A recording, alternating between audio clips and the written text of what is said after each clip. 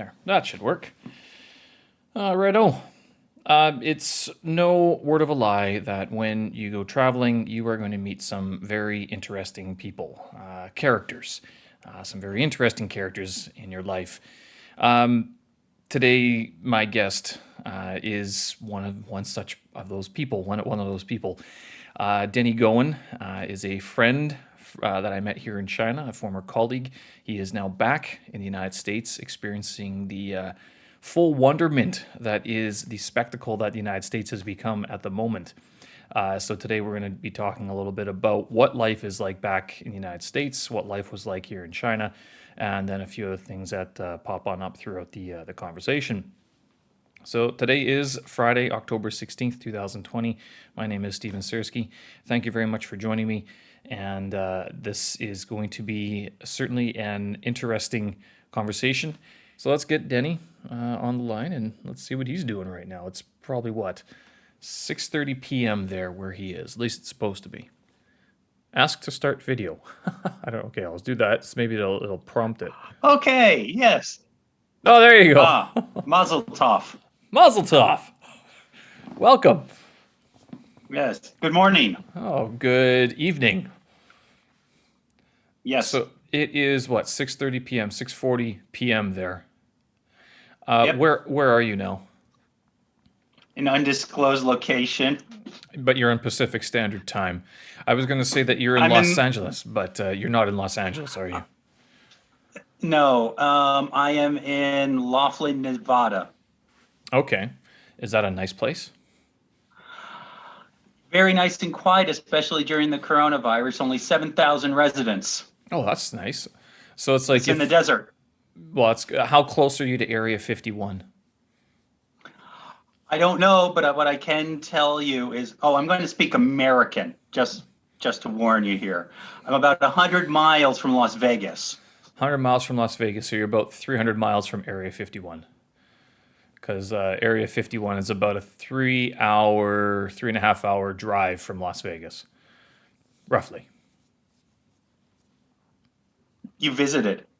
No, but I was planning to 2 years ago, and instead, silly me, I went back to Canada instead and visited family for 3 weeks rather than go take my Los Angeles trip, my United States trip that was going to take me from I was going to go Los Angeles, Las Vegas only because I wanted to go up to Area 51, take a picture of the sign, and then leave, basically. So I planned it all out. I just never got around to doing it, and it was just after, what was it? It was at the end of my first contract here in China, maybe the end of my second one. How many have I done? 3 so far, going into my 4th. So then, that would have been 2018 that I was thinking about doing it, and then I just never got around to doing it. So I was like, you know what? I'd rather be back in Canada visiting family than getting arrested for taking pictures of Area 51 signs. Yeah, imagine that. But I'm guessing you've never been interested to go. You don't care. Remember, I don't drive, so I go to places only where I can either find a ride or where I can walk. And I haven't done my walk across the United States quite yet. Oh, well, you could start there. But they do. There is a hostel or a hotel, I think, that can, or like a guest house or whatever, that will actually pick you up. I think they can arrange transport of some sort between Las Vegas and the hostel, and then they could take you for a drive. There's like a little tour that you can do. It's like a 3-day tour or something like that. I looked. Yeah, it was because the reason I was looking into doing that was because the cost of me renting a car, because I do drive. It's one of the silly things that I do, or rather, I keep on renewing my Canadian driver's license, which I mean I don't need. But if I ever get a Chinese license, which is on the docket to do, then it's easier for me to actually get it as a result. But and it's honored in the United States. So if I rented a car, it was going to cost me like X amount of money to go drive and fuel and all this other stuff.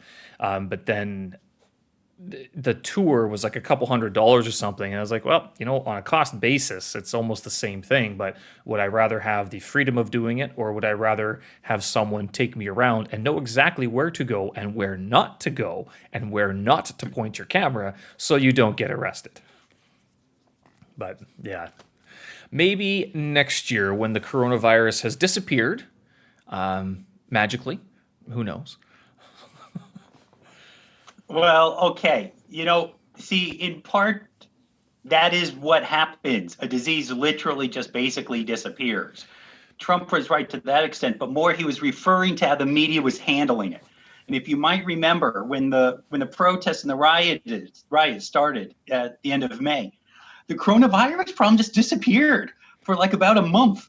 You have all of these people who are not social distancing and not wearing masks, okay? But all of a sudden, we didn't hear about coronavirus deaths. We didn't hear about the numbers about how many were recently infected. We didn't hear about hospitals getting filled up. It literally disappeared for a month.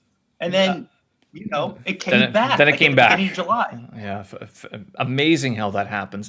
Yeah, you do touch on a point that I've sort of told other people about, but they don't seem to be very willing to discuss this at all. That, yeah, I think I don't deny the coronavirus. I don't deny COVID. I don't deny that people are dying and that it is a problem. But I do sort of cast a skeptical eye at the issue of coronavirus, particularly as it's hitting the United States and parts of Europe, the developed world, and in places that have the freest of free medias. Whereas the places that don't have free medias, and we don't have to mention them by name, that they don't have a problem with the coronavirus as much. At least it doesn't seem so. So I don't know. But Yeah, election it's an year, amazing thing. election year in the United States. I listen to a few podcasts and see a few things. I kind of go, if it was a Democrat in the White House, I wonder if this would be as big of a deal as it is. Well, you might remember back in 2009, right? 2009, there was a SARS bit going on. I SARS know bit. because SARS. Yes, there was an outbreak. I think I don't call it a bit. They call it an outbreak. so I was engaged to my first wife, and she was pregnant with our son, and they were in China, and I'd gone to Oman to work. Mm-hmm. And my contract ended. I went to America. It was the summer. It was July. And then when I was corresponding with her, setting up a plan to come back, all right, she was telling me how the Chinese media was telling everybody that SARS was gone in China and it was only foreigners bringing it back into the country. Oh, H1N1. That's right. It wasn't SARS. It was H1N1. Is bird flu. It was H1N1. And so I had to stay away from her for a couple of weeks after I get back to China because I was going to bring H1N1 from America to her. Right. And it hadn't really hit the United States as hard. It hit Toronto. I remember that. That was that because SARS was early 2000s. I remember when You're right. That hit Toronto, and that was a big deal. But there wasn't the same lockdown that that I hear that's going on in Winnipeg now. And then the avian flu. Where was I? I was in South Korea at that time. I think 2008, 2009. Was that after Obama was elected? Yeah, Obama was elected in 2008. Right. So he's already president. Right. So I was in South Korea by that time already, and I don't remember it being. I mean, it was an issue, but I don't remember lockdowns happening. It wasn't a big deal. We must have just missed one another. I was there from February for 1 year, starting February 2009, and that's it. Okay. I was there all of November 2008. I was in Chicago at that time. I was there when Obama got elected. I was in Grant Park. I was at one of the hotels. And it was like I was looking down and he was like this big on the so I had my little Sony Ericsson camera that I had to zoom in, and I have a picture of him giving his speech. He looks like a little pixelated dot, but that is of course Obama according to my camera.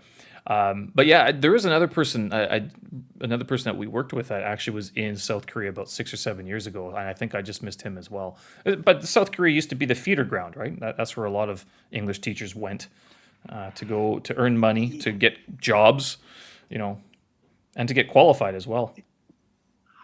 Yeah, yeah.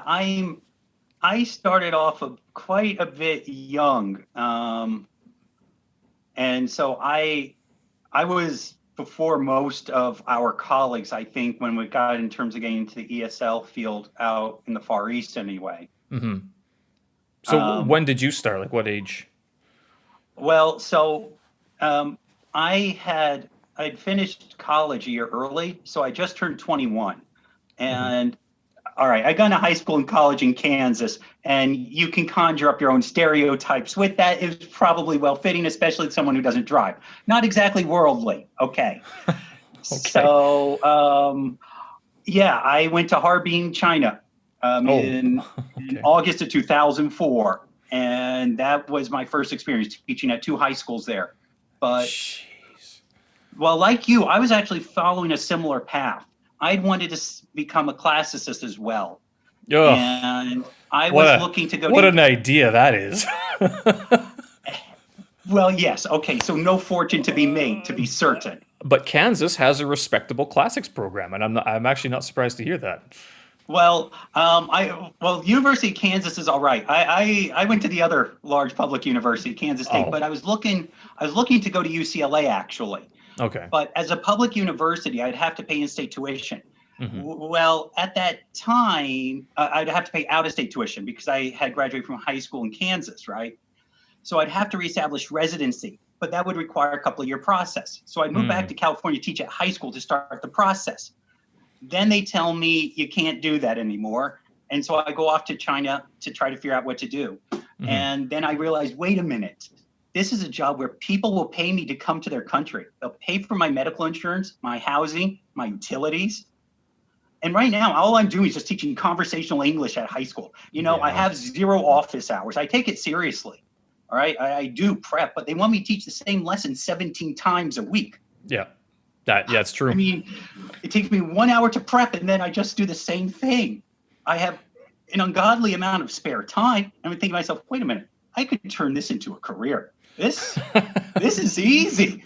I don't have a lot. I don't carry a lot. Let's go. And that's Uh, what started it. so what did you graduate with? Like, what was your degree when you left college? So I was a dual major. I'd studied mathematics and I'd studied history. Oh, okay. But was your history sort of focused towards the classics, or was it not? Oh no. Okay. Our history department had all of 130 people. It was about the So same size as the math department now that I think about it. that was more than So, the history department that I went to.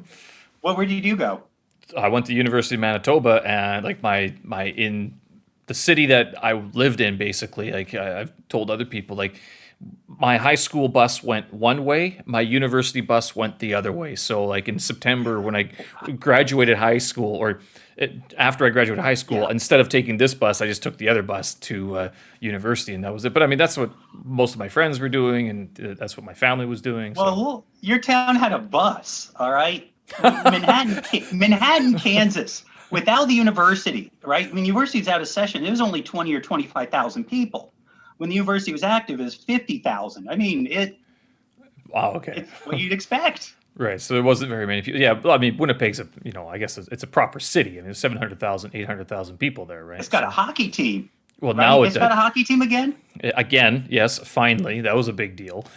When they left, it was a big problem as well. But they left because what was happening in the NHL, that was when they were expanding down into the southern United States, like Phoenix, Los Angeles. Vegas, Well, Vegas came a lot later, but right? there was a problem with salary caps. Like Winnipeg couldn't afford to buy any of the good players, and so they were just stuck with up and coming people all the time. But then those people would get good, and they'd get traded or draft or like taken away basically.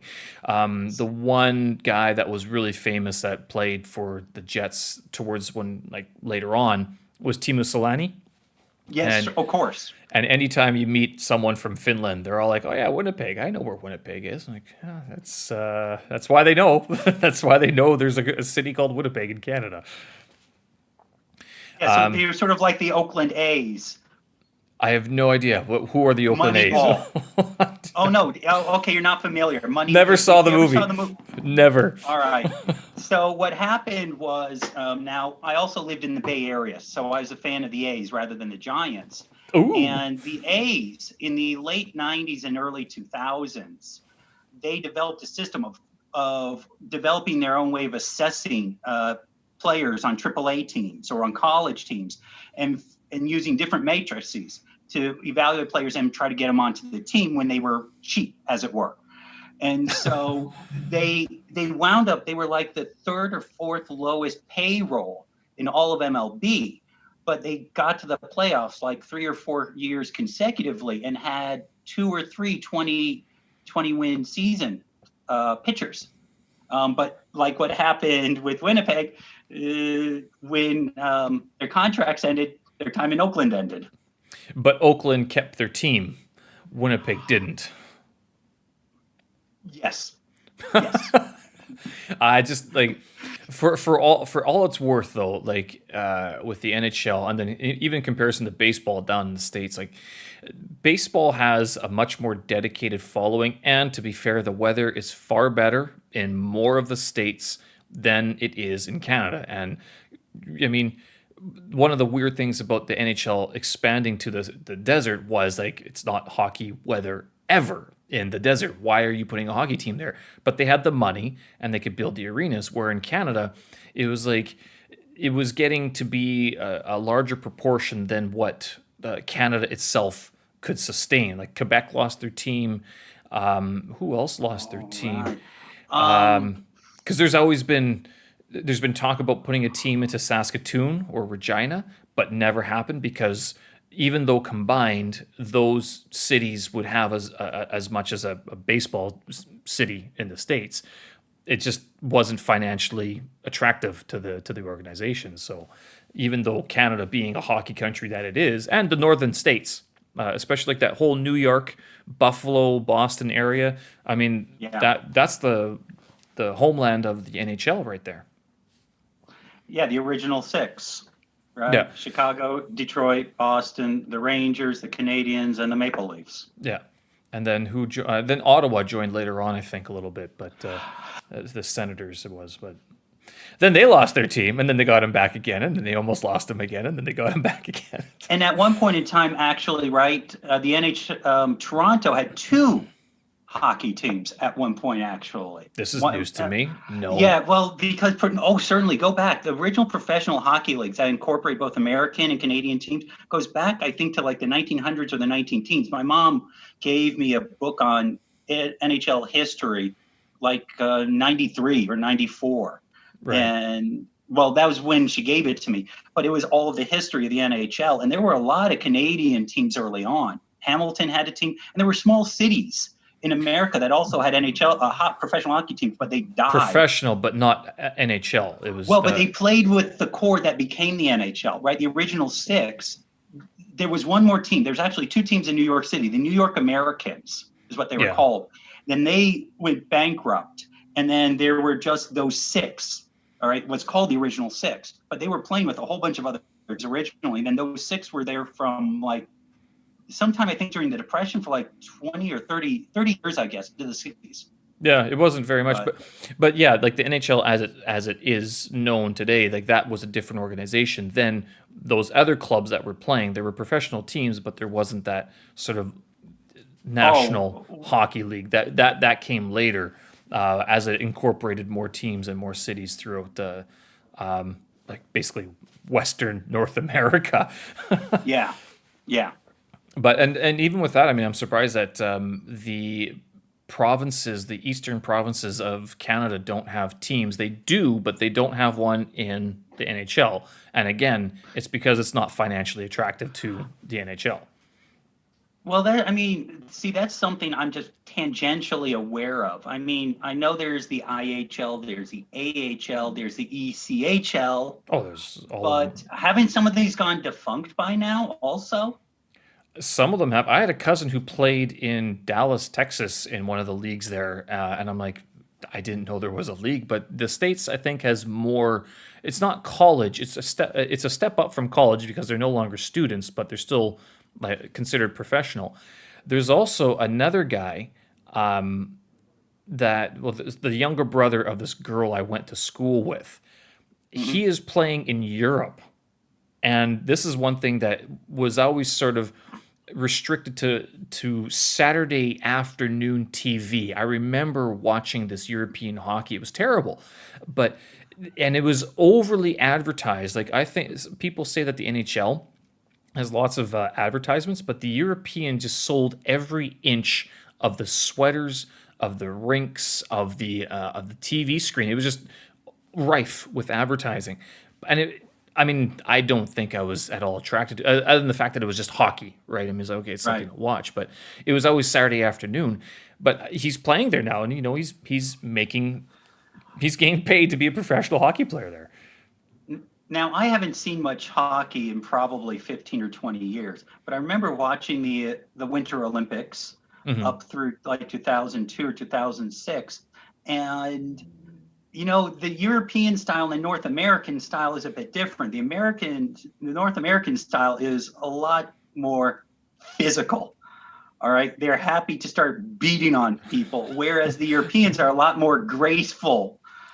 And and I don't know if that's still true. And I don't know if the guy who, who's playing in Europe has had to, adjust his playing style, or is he in the penalty box a lot? That's I don't think he is, but I know in North America they have moved away from the uber violence that used to overtake the sport. Like when I was growing up, 80s and 90s, there was Don Cherry who got in trouble a couple of years ago for saying the words "you people." He got in trouble for this, and Oh, he lost his position on CBC, but he was one of these guys like let him fight, like that's a good fight, that's a good body check. He was all for the physicality of the game. But that has gone down substantially. You because what happened was that and he was saying this before. He was a proponent of this, like the reason why the hockey can't get any better is because there aren't any more enforcers. And if there's no enforcers, that means your superstars are going to get taken out by one of the cheap shots, right? Like to the knees or whatever. So as soon as they put in like an instigation rule where, well, that's what they had. They had an instigation rule, but the enforcers couldn't enforce, protection on the stars.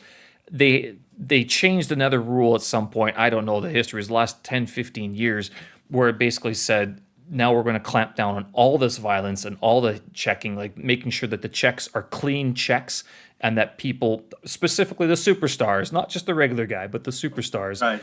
aren't getting injured and being taken out of the game because people don't go pay to watch a bunch of, people skating around. They want to see that guy who is that good, who does, oh my God, can you believe he just did that? It's like the NFL, same thing. It's like you pay to see that spectacle.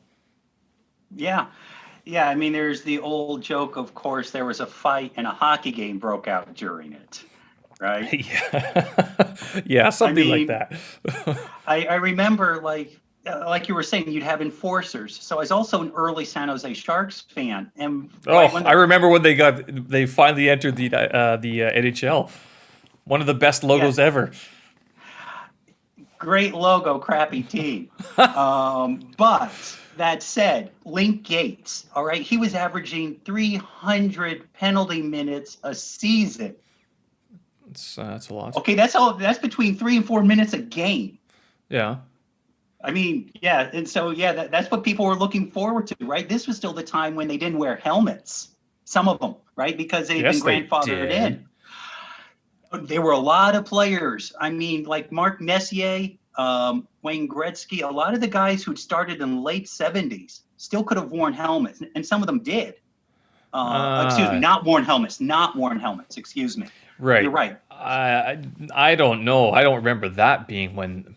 when the San Jose Sharks joined, that was I Sure, they thought were by they that time were the only guy that I sort of remember it was like for the Montreal Canadiens.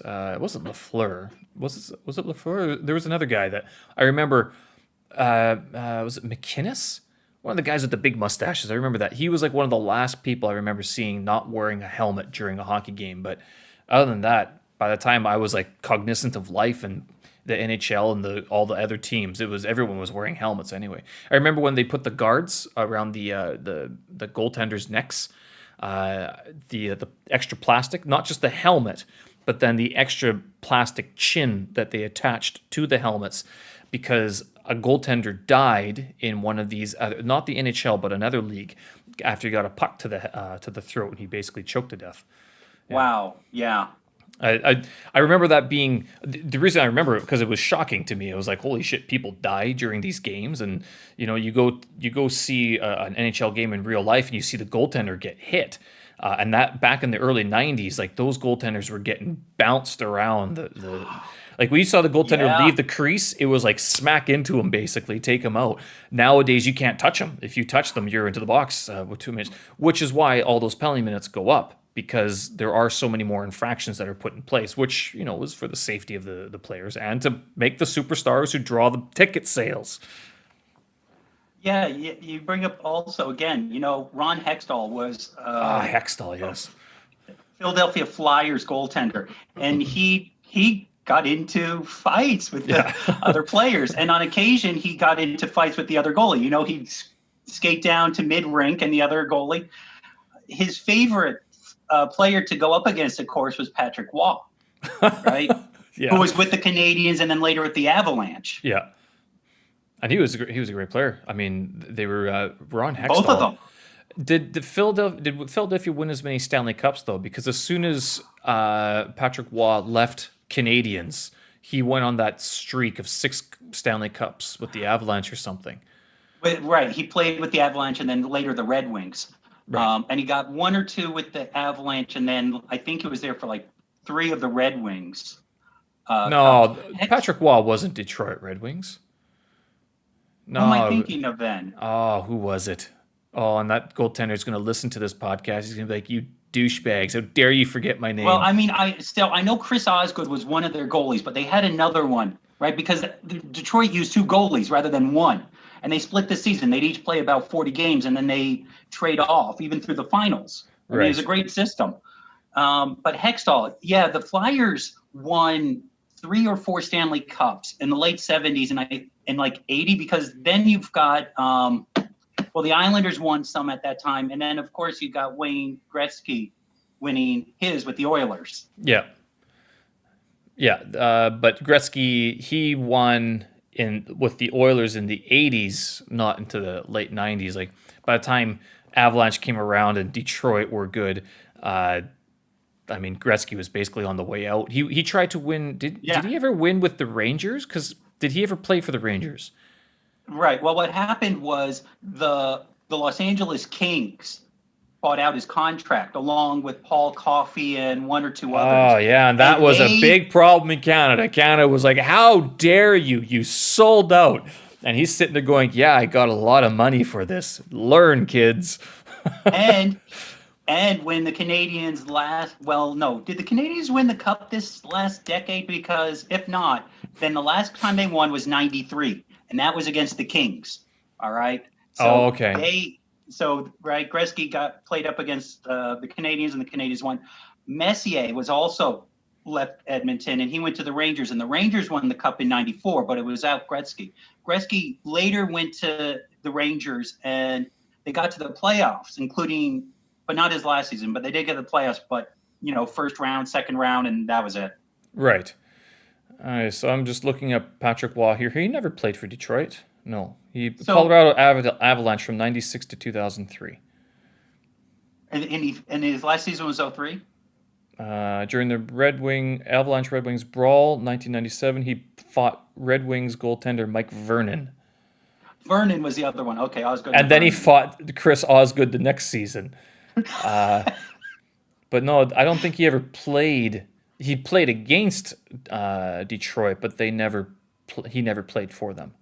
Doesn't look Okay, like it. Yeah. sure. So anyway, just checking that. President's Trophy. Yeah, no, I guess that's what it is. That they played against Detroit in the late '90s, and that was sort of a big rivalry. And so like that, from there, Detroit basically took over the dynasty afterwards, I Yeah. guess. Wow, you do not strike me as a sports person, yet you seem to have a lot of knowledge about sports. I'm by no means a sports person at all anymore. My younger brother is the person who takes care of all that, who looks into it and everything. He's probably screaming at this, going, "No, that's not how it goes, man. You're getting it wrong." But when because you said you haven't watched hockey since in 15 years, which sort of allies with your timeline to come to China, because that's one reason why I don't watch any sports anymore. Is like when I went to South Korea, not only was the time difference terrible, it was just like it wasn't part of the thought process anymore. Like leaving North America, that you're not in hockey country, you're not in any sports country other than maybe soccer or football. But what sports do Asian countries like? I mean, South Korea would be taekwondo. China, it's like ping pong and badminton. And Maybe Japan and Taiwan, it's baseball. base. Yeah, okay, but yes, Japan would be more baseball. Like if you went to Japan, then you could go see a baseball game that would be similar to what you would see in North America, at least maybe. Same with Taiwan, but I mean, South Korea, I don't recall people. Well, they did. What was it? That was when the Olympics were in Vancouver that year, in 2009, 2010. That's what it Okay. was. So that would have been the only reason. Oh, figure skating. That's why South Korea was interested in Yeah. the Winter Olympics, was because of was it Lee? Not Lee, not the other girl. Oh, the South Koreans are going to be mad at me. I've forgotten her name. Yuna. That was her name. Yuna. She was very famous amongst the young the school children that I was teaching at that time. But yeah, I mean, Mhm. Harbin 20 years ago, basically. You came 2004, and I mean, I was there last year. What's changed? I mean, what do you see has Well, changed? so of course I visited it through our job, Yeah. right? Our job. But I need to be clear. So I lived in the southernmost district, all right? And so it is like an 45 minutes or an hour away from the heart of the city. And so I was almost never in the main part of the city. I was in this Oh, tiny area called Ping Pong. And so are you familiar with Unit 731, the Japanese unit for World War no, II? no. Okay, so it makes the German doctors look nice, Oh, okay. right? It's one of It these was, stories. yeah, yeah. So they would, for example, cut off your limbs and then attach your right limb where your left limb was, and so on. Or they take local Chinese and leave them bare naked. And mind you, it get to be negative 30 or 40 degrees during the winter there, and throw water on them. Right. They would put them into early style large vacuums and see what happens. So anyway, Ping, I lived 100 meters from where this went down, and they have a museum there, UNESCO Museum. And so my high school students, one of them even took me there, and they Hmm. have things in Chinese and in English. And see, they had human life-size replications, Oh, and wow. so I thought that I understood why they did it, but I also thought that it was disgusting at the level which they were doing it. And Right. clearly it was propaganda. I mean, my students at the school, they referred to the Japanese as animals. And I didn't waste my time arguing with them, right? I didn't bring up Japan in class or anything like that, but sometimes a student might do it. But I didn't even try, Right. right? Because you're so emotional about it. Because they were telling me, oh yeah, well, Denny, we'd go up there every school year, middle school and high school. Hmm. Yeah, well, what was I going to say to them? Oh, yeah, you know what happened to those doctors? The American government got them out of there before Chinese tribunals could put them to death. I wasn't going to tell them that. So what happened to those doctors? Are they now gainfully employed in the United States, as what happens with the German Yeah, scientists? that's pretty much what happened. That is pretty much what happened. Because you have to remember, unlike with the Germans being literally conquered, at the end of World War II, right? You have the American, British, Soviet, French, everyone holding hands in the middle of Germany. That didn't happen with Japan. All right. Okay, Right. Okinawa was invaded, but proper Japan was not invaded. In fact, they Right. still held substantial portions of China and the Koreas and Vietnam during that time. So it made a lot more sense to play nice, for the lack of a better word, with the Japanese. Right. Especially, we didn't want the Soviets coming in and trying to take more. We wanted to get this done as quickly as possible. I think that And was more so it is. better It was a deals. race against the Soviets because, but the Soviet Union wasn't much of a threat to the states at that point just yet because the Soviet Union had just got fucked over by Germany with World War II. Like they got double crossed basically. So they were sort of on guard against just about everybody who wasn't Soviet at that point. But this is the first I've heard Realistically, about Unit 751, 731. 731. Okay, Yeah. this is news to me. I've never heard this before. And also through this unit, they developed aerosolizing, I guess is the term, the bubonic plague and other things, Oh, the right? And bubonic dumping lice plague. on Chinese people. I mean, they were the forefront in unconventional warfare, more so than the Germans. Right. Where were they getting these ideas from though? Because like the Germans were sort of like they did some pretty horrid things as well. I mean, you have Jewish ancestry. Yeah, I'm sure that the stories have gone down through the generations. But I mean, where are the Japanese getting these ideas from? Their whole I history. don't I know. mean, they have this very brutal history, and I think at the end of World War II was sort of when they sort of said, or the rest of the world said, "Don't do that anymore, please. Just stop doing that." Well, you bring up a good point, right? I mean, World War One saw the first real use of chemical warfare in a conventional war. All right, mustard gas was used on the front Right. lines, and I don't, I studied that era, but I don't remember seeing anything like the Geneva Convention saying no, no, no, you can't do this anymore. Right. I don't remember seeing that as such. Um, Not that I think rules of war really make a lot of sense anyway. It If your doesn't make country sense. isn't, Exactly. There's what rules of war are you talking about? Like it just rules of war. What are these? I mean, yeah, the Geneva Conventions basically your old gentleman's agreement. It's like when a guy's reloading his gun, don't shoot him. Wait until he reloads, and then you both have a fair shot of shooting each other. You're going, what? No. When he reloads, you shoot the guy.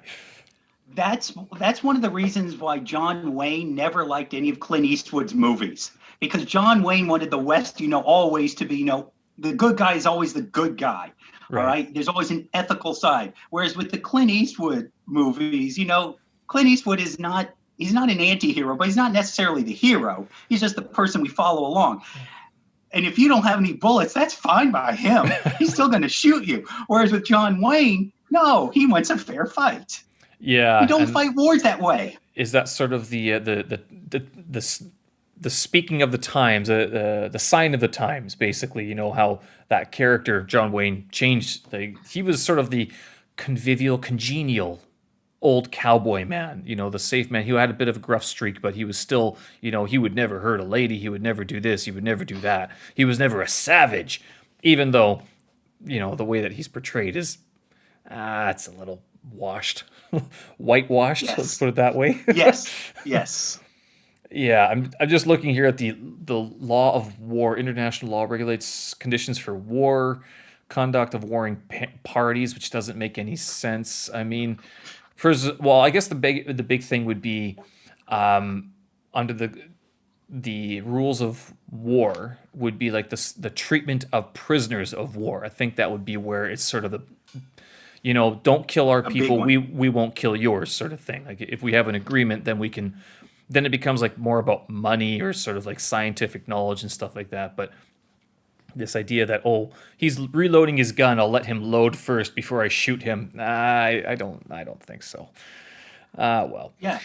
but I mean, yeah, the Chinese do not like the Japanese. There is a deep seated hatred, especially amongst the older generations. The younger generation, you sort of, I don't see it as much. I don't know. Maybe you're seeing it differently. And I've had this conversation with some other people, but it doesn't seem that they have as much animosity towards them. I don't Well, know. What do you so see? so when I was living in China, on and off over the years, right? I started in '04. I just left right this year, 2020. Hmm. Over those 16 years, I've spent about 8 years altogether, 8, 9 years altogether in China, in like 5 or 6 different cities That's a living. long time.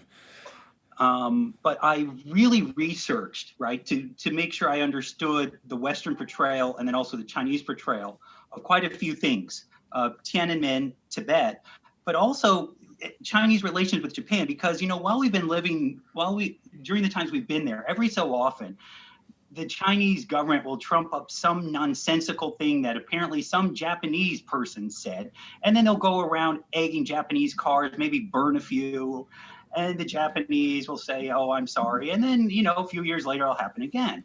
When did they ever Well, burn cars of Japanese cars? um, the last time it happened was just like 4 or 5 years ago in Beijing. Not a Huh. lot, but yeah, I mean, well, anyway, I looked into this, and so after the communists took over China, all right, in '49, in the early '50s, the Japanese government extended an olive branch to the Chinese government and paid reparations. And Mao Zedong actually had good relations with the Communist Party of Japan. Now, this was after the U.S. forces had basically left; they were only in Right. Okinawa. But what he did was he explained to the Chinese people, and it was the Communist Party's policy in China to say that the Japanese are now our friends. Okay, things were bad, but they were trying to keep influence out. All right, Right. Western influence out. And what happened was after he died, after Mao Zedong died, Deng Xiaoping undid this. All right. Okay. They went after the Japanese again. And again, something that a lot of people mess up on is that in the 1980s, the Japanese government again gave grants, all right, not loans, they gave grants worth in the billions of dollars now to the Chinese government. And the Chinese government almost never recognizes it. And the Japanese government has properly and officially apologized, I don't remember, 10, a dozen times. So, yeah, they've gotten tired of doing it. Yeah, but like Japan, South Korea still has a problem with Japan in that regard too, because Japan has apologized, but then they keep on. Where is it? There's was it the emperor or the prime minister of Japan who keeps going to the shrine to the The war, prime like the minister.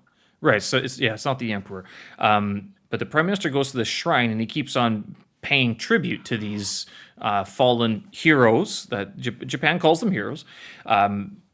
So that keeps on bothering South Korea and China to no end. I mean, and it doesn't look like Japan's ever going to stop doing that. And but the problem is that sort of like in Arlington, we have a large cemetery for the fallen in American wars. It goes not only to World War II. All right, there's the problem: is that it's a recognition of Japanese who've died over hundreds of years.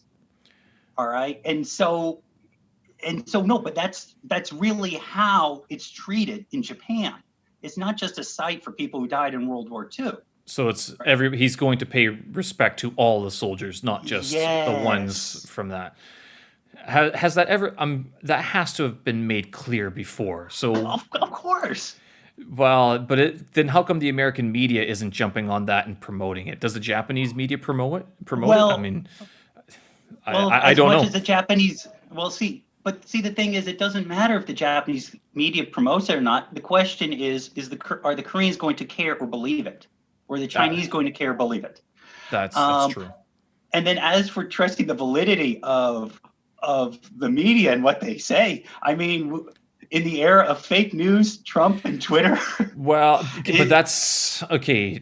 You bring up a good point because that a modern construct or is this something that's been lifelong? I just watched the Social Dilemma, and this documentary, this Netflix documentary, and there's this younger guy who used to work for Facebook or one of them, and he says like, this is a new era, this is a new level of like these companies are researching ways to keep you addicted to this program. And then at one point he's at this press conference, and this older guy is like, this is the same thing that happened with newspapers and to TV. I mean, we will adapt and we will learn to deal with these things. I mean, are you saying that this has always been like this, or is it new this time?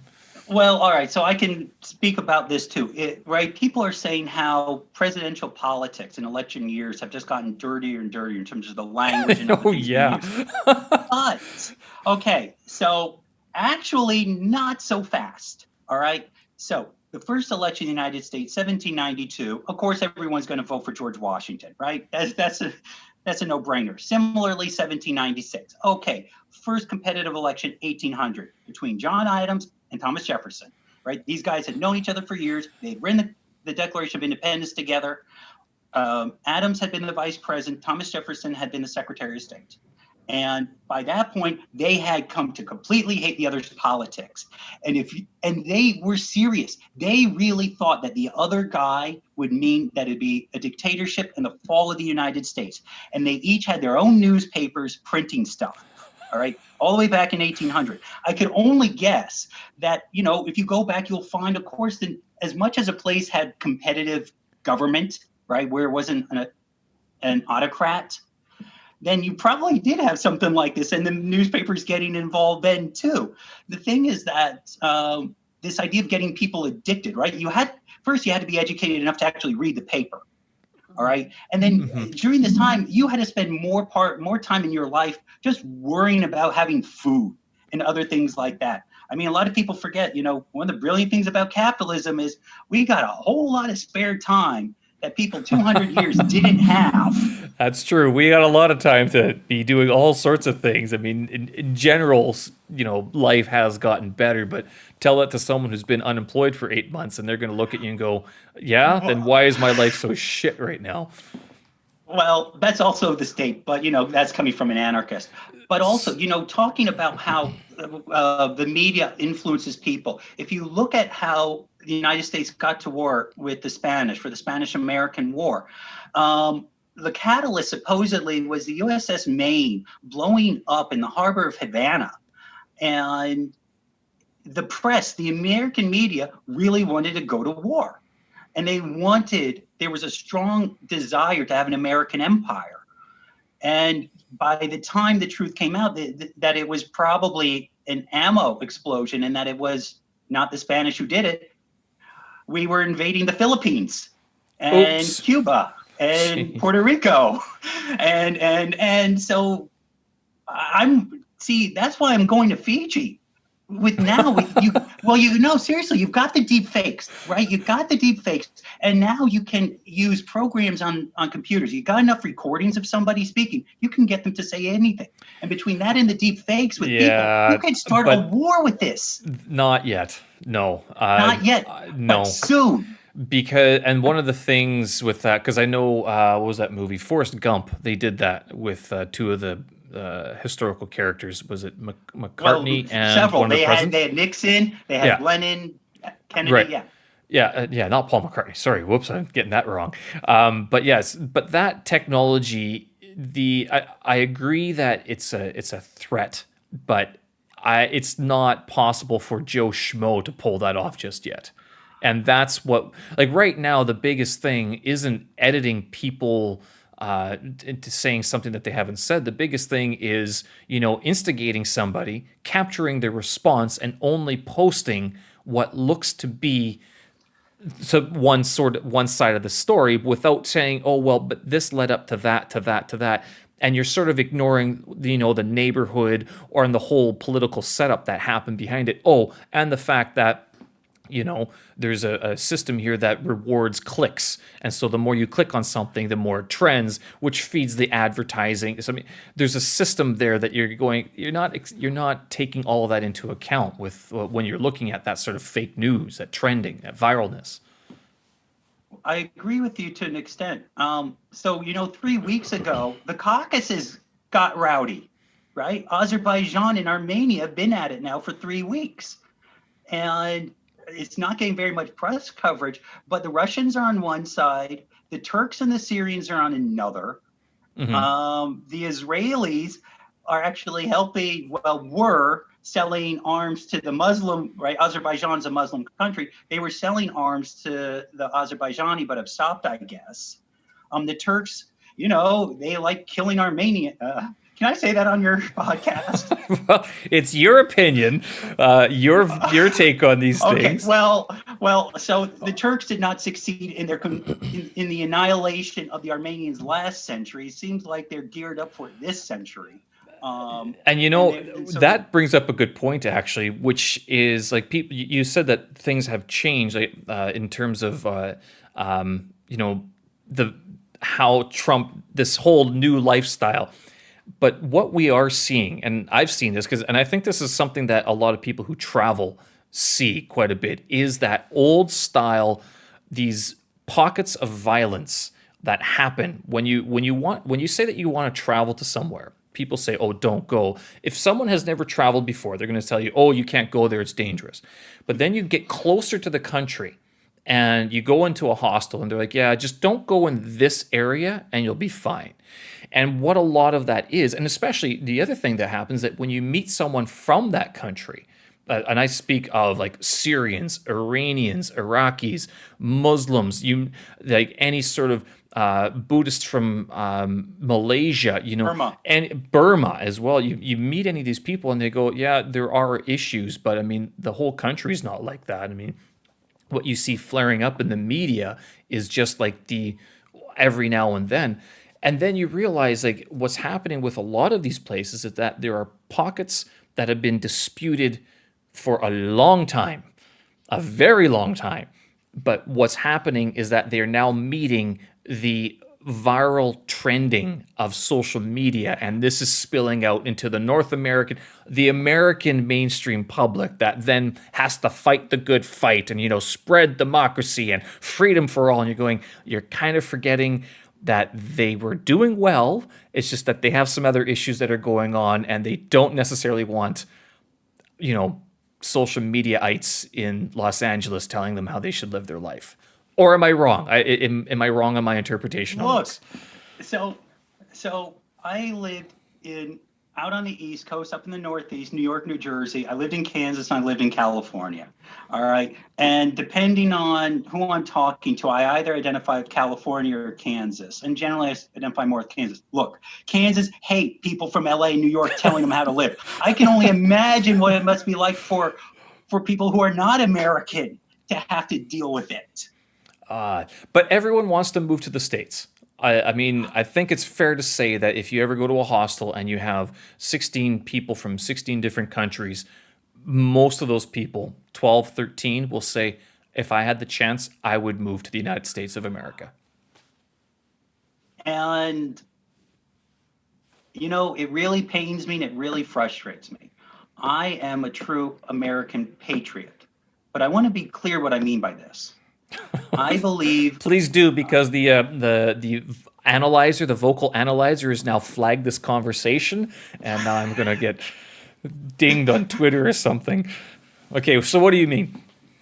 so, all right, people go on about how Americans, some Americans anyway, are too arrogant, that there's not very much that's exceptional about America or the American experience.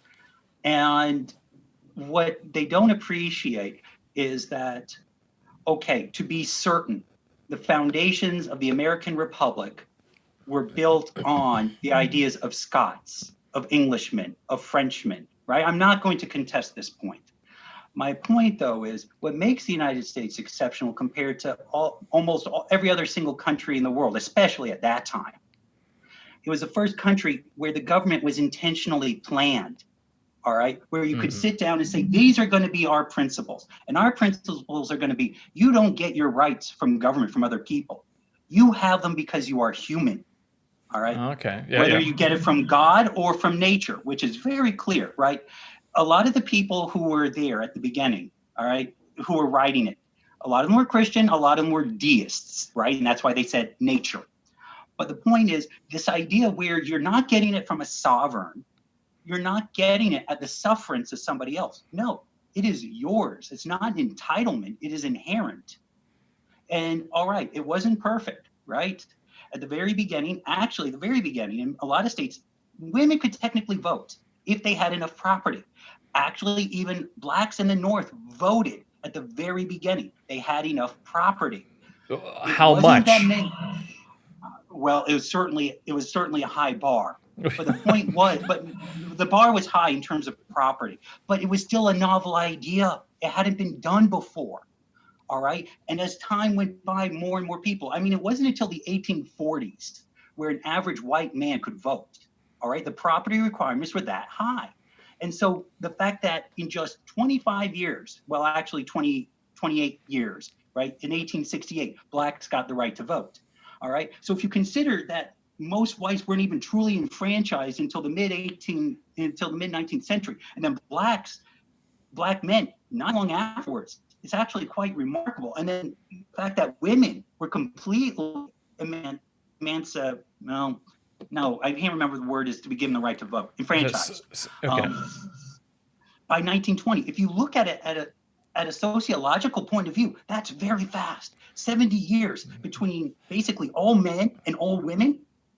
Well, no, I'd have to say it's not fast. I'd say that's not fast at all, because compared to human history, how long could consider? All right, when we talk about voting, we go back to the ancient Greek city-states, right? And then it disappeared for a while, basically, and it wasn't that many who were voting. Well, Rome was a republic. They voted in Rome. Very few did. There were very high property requirements, and you also had to serve in the military. You had to show up basically to vote. That was it. And but to actually go to Rome and show up and to vote meant that you had money, so someone could take care and protect your farm and your family. Also, the only people who would vote were actually if they were Italian. All right. If they were from the provinces, they didn't vote. They couldn't. They were too far away. They couldn't get to the city. But they weren't allowed to. No. If they were even to go there, they couldn't vote. It was restricted to within what is modern day Italy. Right. But the politics of Rome and of ancient Greece aren't what people are debating these days when they are saying that Black Lives Matter, when they are saying women, equality, transgender rights, all these different rights. Trump is a moron and he should be taken out for some reason. I mean, they're talking about the United States of America as it is right now. So basically the 0 point would have to be, we North Americans might say the 0 point has to be 1776. However, the British might come along and say, yes, that's a very good point to talk about, because that was a war when you guys fought us. So for the British to actually get into the conversation, which would be kind of funny to have someone else take that side of the argument. I mean, 1776, only some people were allowed to vote. So you're saying that it was relatively quick, but it wasn't, because in 1776, not everybody could vote. But it is. If you look at the advancement of these ideas, right, the Enlightenment was still going on when they adopted these ideas. It wasn't like it actually been tested yet. The American Republic was an experiment, and it worked. Frankly, the Constitution was flexible enough that it did get to the point where it was recognizing the rights of everybody. Right? It just wasn't giving it to them. Well, but see, the Constitution was never giving rights to anybody. All right. If you look at the things that are non-amendments, it explains the structure of the government and the function of the government. If you look at, say, for example, the Bill of Rights, it's a misnomer, because if you go down and you read them, seriously, it says what the government cannot do. So then, what are the difference? Okay, so what do they actually talk about? Read the exact wording. Read the exact wording. Right? Congress shall pass no law. All right, referring to the freedom of speech, freedom of assembly, right of consciousness. Second Amendment: Congress shall pass no law dealing with arms, with guns. Third Amendment, dealing with the quartering of soldiers in your home. Rarely used, I admit, but very important at the time because we thought the British were going to party, were going to come back and party. Right. Fourth Amendment, dealing with due process. I think I'm trying to see now. I haven't studied this in like 20 years. I'm not a lawyer. Well, do you have to be a lawyer to know this? I mean, because when people No, talk, but I haven't. My point is I haven't used this information in a long time, and right. so when I start getting to like the Fifth or Sixth Amendments, I start forgetting exactly what they were about. But then I remember But can the ninth and the anyone 10th. remember if they're not a lawyer? You bring up a good point because I'm looking at this thing here. It says there's 10 amendments, and people on Twitter, and I'm one of these people who sort of, when they say, oh, it's a bill of rights, it's this issue, it's a constitutional. I kind of scroll by that, go, okay, sure, whatever. I don't really understand the whole context of it because even in Canada, we don't have that same sort of history of like constitutional amendments and constitutional finagling, can I say? I don't think it ever becomes like it's a foundation of the nation issue. In Canada, one of the foundation of the nation's issues is dealing with Indigenous cultures and Indigenous treaties, the treaties that were struck with the Indigenous peoples. That is the big, problem that Canada deals with in terms of its foundation as a nation, as a country of its own. Whereas the States, I mean, it's this legal speak all the time. You can't tell me what to do. It's a free country, and I can have a gun if I want to have a gun because I'm a free man. See, the rest of you chickens decided to stay as a part of the empire until they decided to grant it to you. Look, we invited you guys to come play with us, and you turned us down. Not once, but twice. Right? When was the second time? War of 1812. Well, yeah, but then we burned your White House down. Yes, and we still won the war. And again, it's one of those things that I have to say that I'm not very familiar with. You're saying that you haven't talked about this stuff or used this knowledge in a long time. My historical knowledge of Canada basically ended in like grade 10, grade 11 social studies. And since then, I have neglected it because I've been studying classics, why not? But then also in traveling, I find I learn a lot more about the world, and people still consider Canada to be this great place. And I was talking to Natalie, one of our colleagues here. She's planning to immigrate to Canada, and one of the gracious, elegant parts about being a Canadian is the respect that a lot of people give you and your country. But that, as a Canadian and knowing a lot of Americans and having traveled only a little bit as an adult to the United States, but having traveled as an adult outside of North America, I go, a lot of what people say that's bad about the United States set up the framework for North America. That it is a place that you can move to, that you can gain a passport, you can make a new life for yourself, irregardless of your religion, your skin color. In theory, I know a lot of people are going to say that's not true, but you can move from somewhere else and start a new life in North America, no strings attached. You can't really do that elsewhere. You bring up, another good point. When we look again at the foundation of the United States, we had people from many different European countries who had a variety of Christian, albeit, backgrounds, right? There were a few Jews, there were a few Muslims, to be certain, in the American colonies, but it was Protestant and Roman Catholic. And Canada was fairly similar. In fact, Canada, at least in the United States, the Dutch, the Germans, everyone basically played nice and learned English, with the exception of the Amish. But the Amish are always peaceful. You don't need to worry about them, right? They got their Dutch. They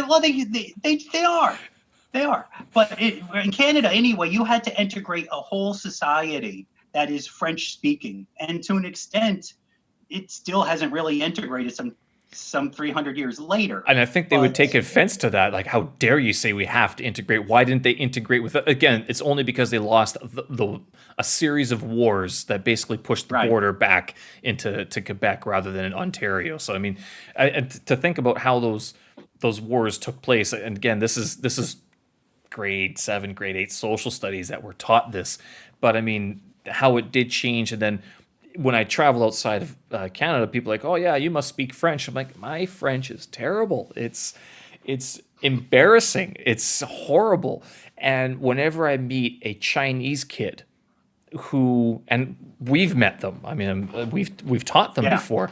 You know, you go to grade 10. You know, this kid's 12, 13 years old, 14 years old. What's his English is going to be like? You know, he doesn't care about the language. He's being told by other people to learn it. He's like, I just want to play games and, you know, chase girls, right? That's it. And the girls are like, I just want to avoid the boys. That's all. But with all of that, you're going, your grade 10 English is going to be shit. My grade 10 French, shit. I wish I could pick it up again, but I just don't see the need right now to pick up French once more. I'm learning Mandarin Frogs, Chinese instead. the frog's time in the sun is gone. Yeah, Do you you don't need to worry about that. But is that true though? Because a large part of Africa, like the parts that I want to go to, West Africa, they all still speak French, which is a product of French colonialism hundreds of years ago. Right, but I think it depends. It depends on how influential the the Middle East Arabs decide they want to play it out in North Africa and in West Africa In what way? because well, I mean, clearly the United States is withdrawing from the Middle East. They're going to have to learn to play nice either with the Israelis or with the Iranians, and it looks like they've chosen the Israelis, at least for the time being. But they are also aware of the fact that they can't rely on the Chinese, and they see the Chinese coming in Eastern Africa. All right. Do Okay. they really want the Chinese to expand into their influence into Western Africa? I mean, a lot of these countries are Muslim countries. A lot of these countries, they do speak Arabic. It would seem to be in their best interest to try to form an alliance, economic or otherwise, to keep the Chinese out. I think that that is how it will play out as there's less and less oil and natural gas in the Middle East. Oh, I whoa, mean, whoa, whoa, whoa, whoa, whoa. So you're telling me that my kind of my ulterior motive of learning Mandarin Chinese is that I eventually want to be paid to be a translator between Mandarin Chinese and possibly French or English, and so I can have a paid trip around Africa. This isn't going to work because economic forces are going against this. that's how reality works. Yes, yes, economics always wins the day in the end. That's Economics is balls. Well, then I'm just going to quit studying economics. Chinese. Sorry, Sun Tzu, you're done. Art of War finished. I'm not going to forget it. I'm reborn today. I'm not going to study Chinese anymore. That's it. What am I going to do with all my time though? I've got another Learn two. Arabic. You know, I actually started. I did. I was learning. I started learning the basic sounds, like the basic vowels or whatever it was. And I'm sitting there going, "Oh my god, are you kidding me?" I got another writing system, another pronunciation system. It's and Arabic. And I don't know why, like the Department of Defense, Department of Languages, United States, like United States is sort of seen as one of Yeah, yeah. the, they sort of graded Chinese Languages. languages, yeah, but Mandarin, Chinese, Cantonese, they're considered level 5 or level 6. Same with Russian, Japanese, and then Arabic is up there. And I'm sitting there looking at Arabic after studying Chinese for basically 6 years.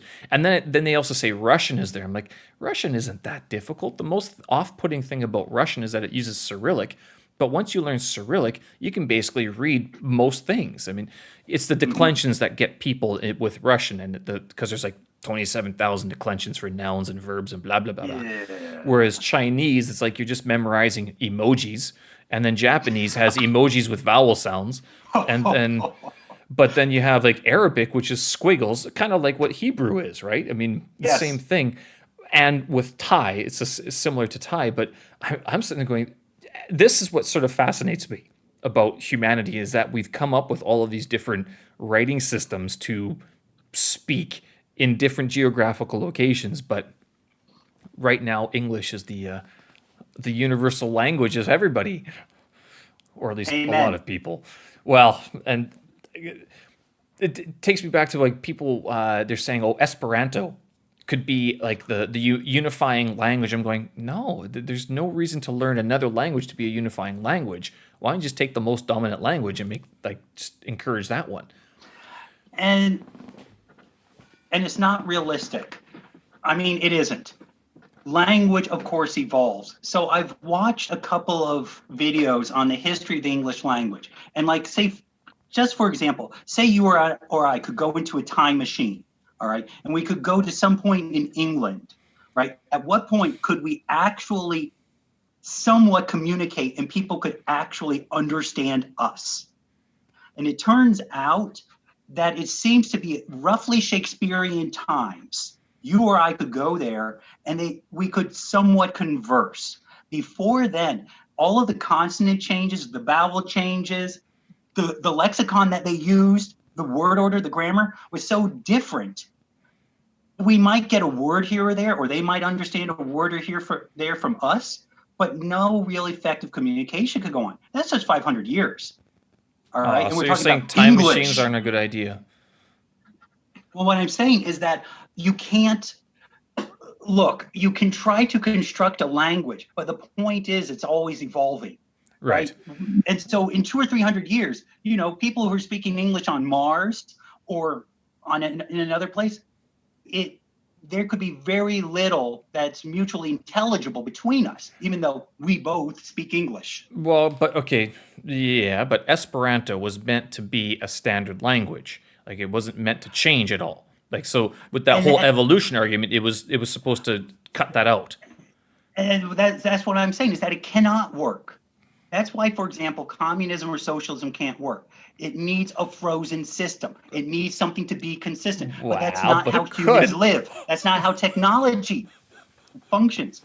People, all right, so with language, our demands are going to change. Our needs are going to change depending on the environment we're living in. Like Right. Eskimos have how many different words for the word snow, I believe they're right? called I Inuit say now. That's what they prefer, not Eskimos. Aleut, Eskimos, those people up north who kill baby seals and eat them. Those people. Yeah, and No comment. Disavow. Disavow. Yeah, I know. right. Okay. So But with my that, point. then in 300 years, if Elon Musk becomes our next founding father of the Martian colony, what Amen. what will happen to the English language? Well, whoever is there, of course, is going to evolve. I mean, did you ever see the series Firefly? No, but I've heard lots of things about it. I don't have time to watch that much TV, man. Well, it was only around for like 1 or 2 seasons, but it was an idea where Americans and Chinese both colonized basically the solar system. They're the first ones out and get out. But the governments can't really control it. And legitimately speaking, that's what's going to happen. All right. We might have the first colonies on Mars, but not much longer after that, they will sufficiently become their own governing bodies. The moon's something different. It's a lot closer. But what happened is they merged in terms of using English and Chinese. Right. And the language is going to evolve because you have different situations, you have different things, problems, concerns living on Mars than you do Earth. Yeah, okay, I see what you mean. All right. And But so, that's a and Blade so, Runner argument. Blade Runner did the same thing with the original series where they displayed like Japanese and Chinese characters along mixed with English. That was but that, and that was only 100 years in the future. well, no, it was 2019. We've already passed Blade Runner. Oh, okay. I thought it was We 2099. passed Blade Runner. Oh, and there's Yeah, still we no passed. flying cars. Damn it. We were wrong again. And Back to the Future. Hey, Yeah, well, and Back to the Future, I don't know. 2015. I liked Back to the Future better than I did Blade Runner, to be honest. There, But yeah, you just have no taste. in terms of that language, you are right, but it won't, because that's how it would change. It wouldn't be that the English language itself changed, that it would be more adapting. So then the question becomes, and this is a very pertinent question for nowadays, because China has been getting heat for funding the Confucius Institute overseas. So they Mm-hmm. give them money. I'm not sure if they're grants or if they're loans. And Grants. great. So the media picks up on this and says this is Chinese propaganda. And then you look at some other councils that are set up around the world. You go, don't they get funding from those governments? American Council, some other councils that we Well, know of. I mean, so is that not propaganda for the English language? And so, where it has to be fair. If you're going to say that the Chinese funding of the Confucius Institute is propaganda, then you have to admit that the American councils set up around the world, that is propaganda for English and American culture and values. all right, I can speak to this too because I was following it because I was I was in the first class at my university to study Chinese, and it wasn't through the Confucius Institute, but I was following what was going on with it. The issue not so much is that it was coming from Handan. All right, that's the name of the organization in China that was underwriting it. The issue was what was allowed and was not allowed in the classrooms. All Right. right. And this was the key point, was that if students, right, within the context, students could not talk about Taiwan, they couldn't talk about Tibet, right? They couldn't bring up things, right? And assuming that the lesson was on topic, okay? It was Hmm. political history of China or something like this. But they would refuse, they would stop students from even talking about it. That was the issue. Right. All right. And so they would go out and they would say, no, of course, Tibet has always been a portion of China. All right. Or that the 9 dash line is an accurate representation of Chinese control of waters. Right. That there's nothing wrong that everything is okay in northwestern China and things like this. That was more the issue. Because I even had a coworker when I was working in Suzhou. Yao, she had actually taught at Oregon State University at the Confucius Institute while earning her master's there. And she Hmm. told me what it was like. Now, this was 2013 when she was telling me. So I guess it must have been like 2010, 2011 when she was in Oregon doing it. But she did say that there were clear things the government, the Chinese, that Handan, excuse me, I need Is to be it clear. The Hanban Oh, Institute? okay. Yeah, Yeah. yeah, yeah. Right. Not Handan, Hanban. Yeah. You're right. You're right. They had clear guidelines. Now, it wasn't like there was a recording device listening to her. Of course, there wasn't. But there were still clear expectations. And when you have like Northwestern University or the University of Chicago, University of Michigan, right? These are some of the highest level universities in America. Seeing that their students were being told, no, you can't talk about these things in the classroom. I'm sorry, America doesn't function that way. All Well, right. okay, but with that, now, I mean, if you're employed by the American Council anywhere, any sort of American council, now you have to be a lot more inclusive of everybody and anything. I mean, so whereas one Well, government or one people are saying don't talk about these things, the other one's saying you have to talk about everything and you have to give well, everyone voice. I understand what you're saying, but that's not an issue because unlike, say, the French, unlike the Germans, unlike the Spanish or the British, the United States doesn't have an organization dedicated to the spread of American culture, whatever that may be, around the world. It doesn't. The closest thing that we have is something called Voice of America, which is literally radio waves. The Okay, it's literally American radio waves. Society of American. Yeah, there What, the is. American Yes, there Chamber of is. Commerce? The No, American there's Chamber of another one. Commerce, that promotes business interests.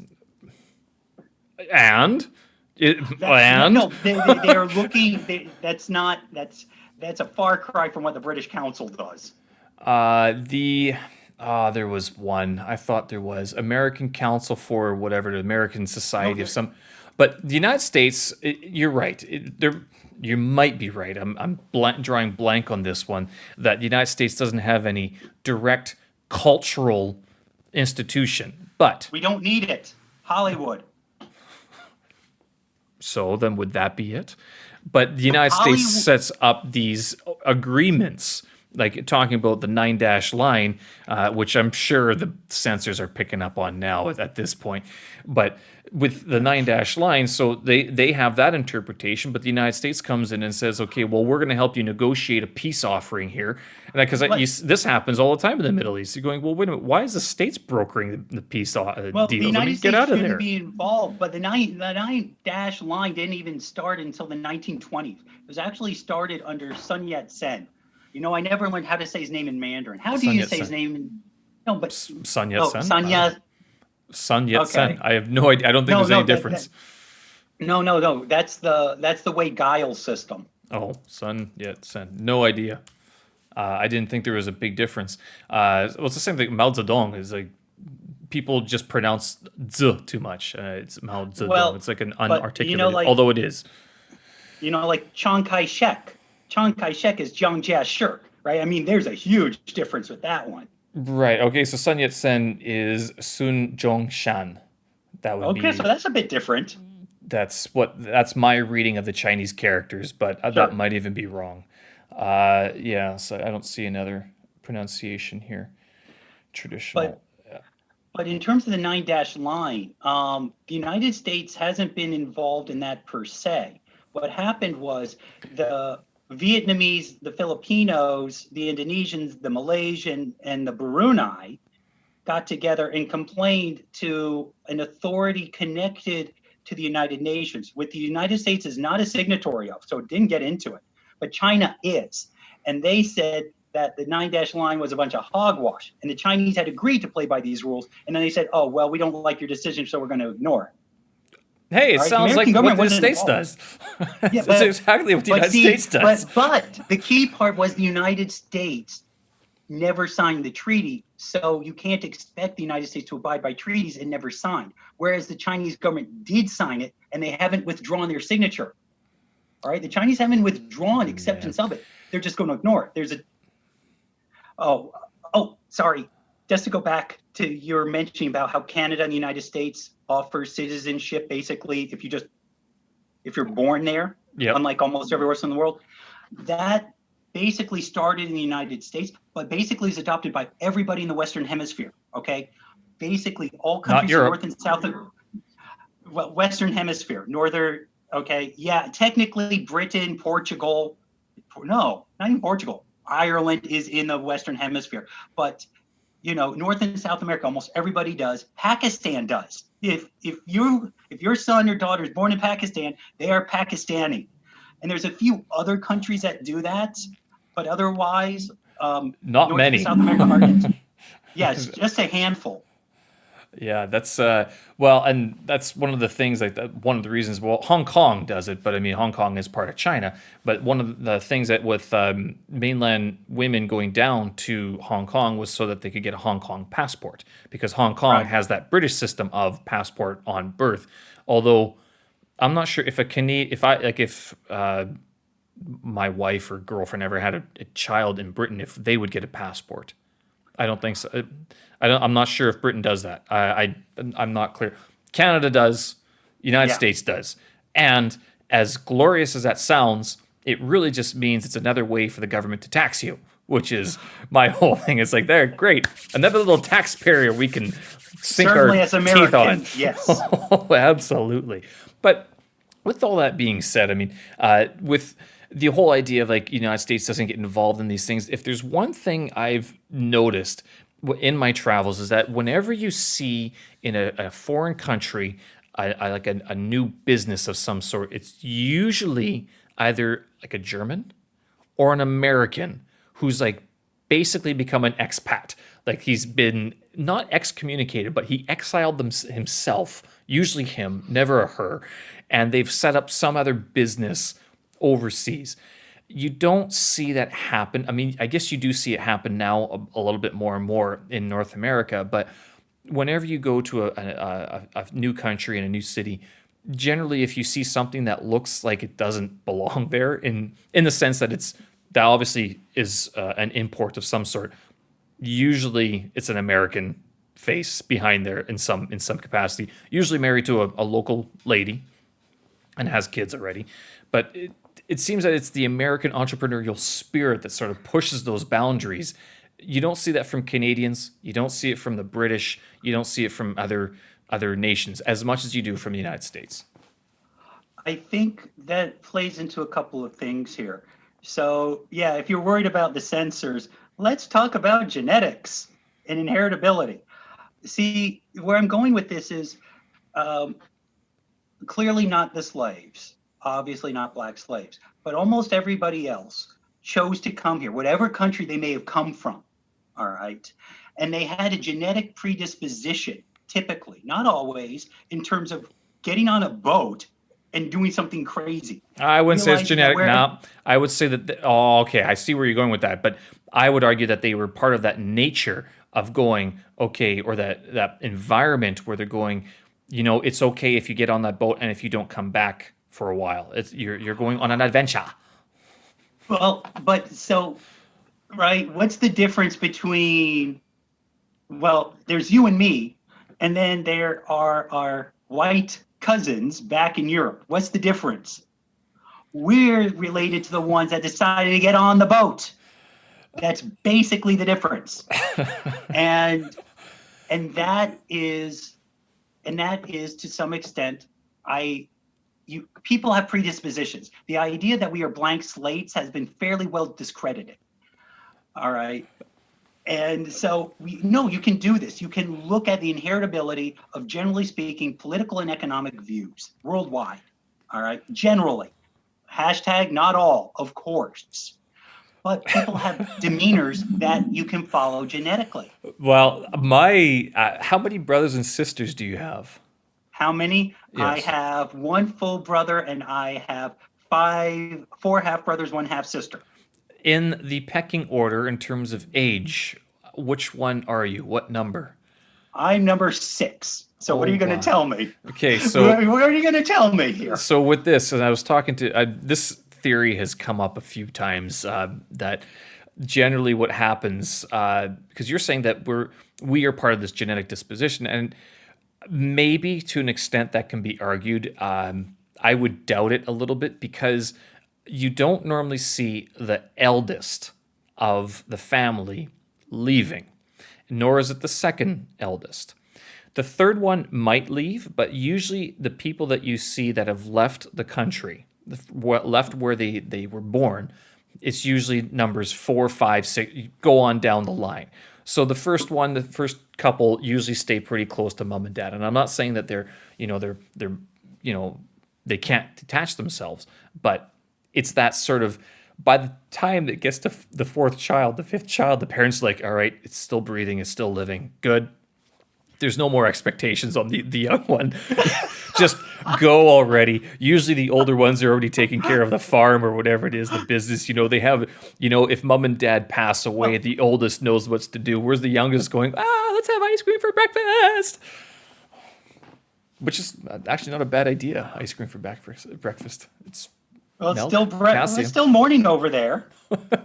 Yeah, it's 11 o'clock now. But yeah, I mean, in that sort of sense of, you're right, because I've always been very aware, thankful that not just my family, like my immediate family, my parents that set it up that I could do something like this sort of jump across the pond, but that I am very aware, and I realized this in South Korea, that it was like one of the reasons I can do what I do is because my grandfather left Ukraine and he got on this boat that was basically, it was a one-way ticket, and he went to Canada. He didn't go to like France.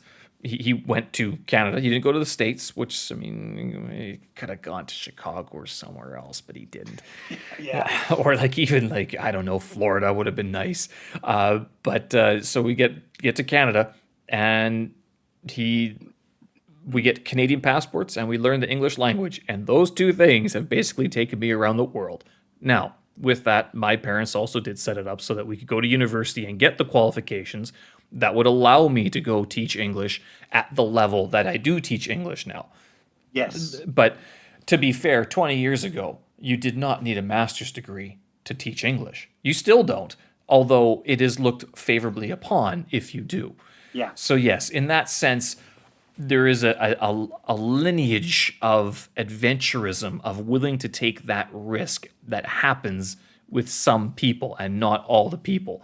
But I don't know if you can say it's a genetic thing. Well, genetic predisposition, right?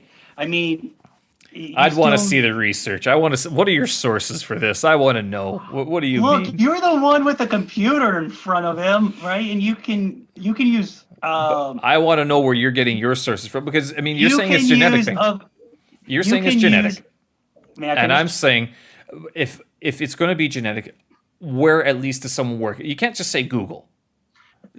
You have a computer, okay, but Right. what link? What Look, website? well, do you know how many science and news articles I read a day? You know I've been doing it for Give me two or 15 three. years. Give me two or three. I ca- Look, I don't know it offhand. Is my point. I'm not an expert in genetics. I remember the point of what I've read. And this is That's my point. It's like even if I have a computer in front of me, I mean, this is like the people who say, "Well, just Google it." I go, "Well, guess what? My country, the country I live in now, first of all, doesn't allow Googling. Second of all, if I did Google it based on my IP location, it's going to be different than the searches that pop up with you." So that whole just Google it. When too. people say that, I discredit them as someone that I can go to as for a source. So you have a choice.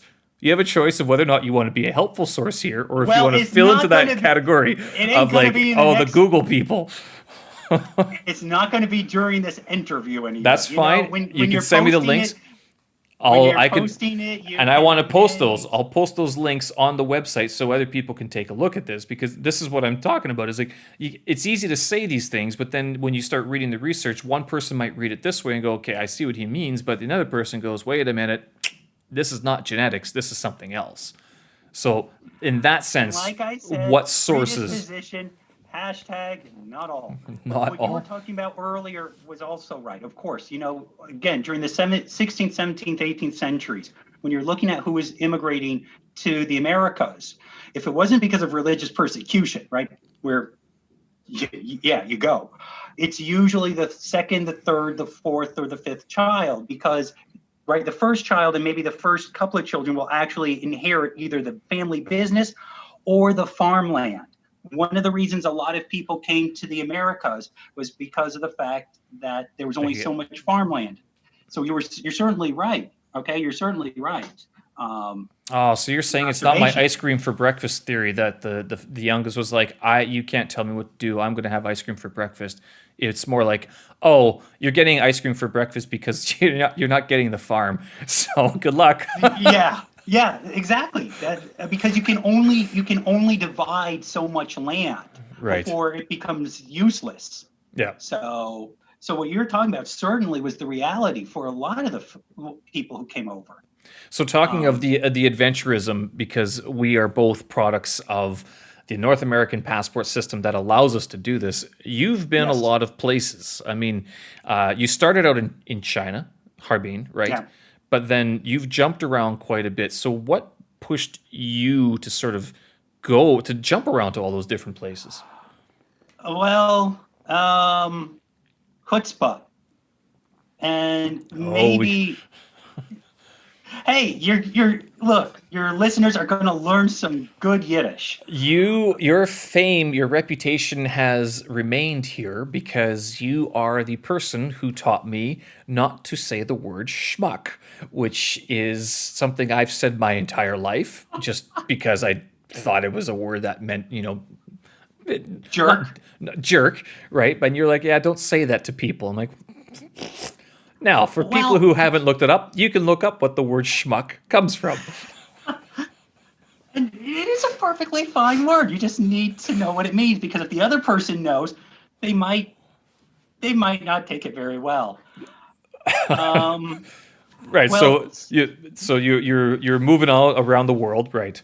the reason is because even when I was in going back to elementary school, my mother ordered the New York Times, and I would read and look at the international section. I was very, very good at maps, all right, and learning about history and culture of places. So I usually know something just about every country in the world, their general, probably the major faith, language, and a tiny piece or two of their history or customs. So, it I'm for example, I would be perfectly fine to go to Iran. And in fact, there is a territory within Iran called Kish Island, where actually I could go and just live there literally, because they don't have visa requirements for the United States or for most Western countries. Now, finding a job might be another thing, but Yeah. I've studied and I've read and pay attention to what's going on in so many places that I was never. Very few places I wouldn't go. You know, like I got very close to getting hired by a university in northern Iraq in 2011. Why didn't you Right. In the end, I never got a clear answer why. I didn't get an answer as to why I was not hired. It was a little strange. I mean, it worked out in the end. All right. In that I would have liked the job, and it was a great job. It was teaching at a university, and you would have to work 2-3 month semesters. The others you had off. go? You got paid airplane tickets, and the salary was a flat $50,000 American a year. Right. And in my case, because of when I was going to be onboarded, I would have had 2 consecutive semesters. All right. So that means I would get paid $50,000 for working those 2 semesters, but I'd have the other half off to go do whatever I want before coming back. Was that what was propelling you to go to northern Iraq, or was it there was some other reason?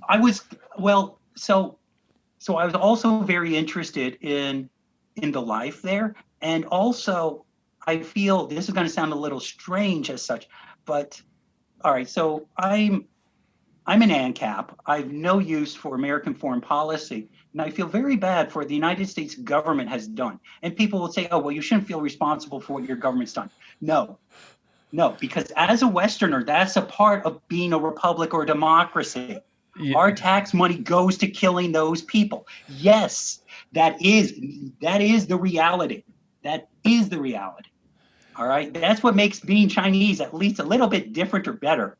All right. The Chinese government doesn't say, you're under no delusions about the Chinese government killing somebody in your name. All right. It doesn't happen as a Chinese citizen. And they only kill Chinese people. They don't kill foreigners.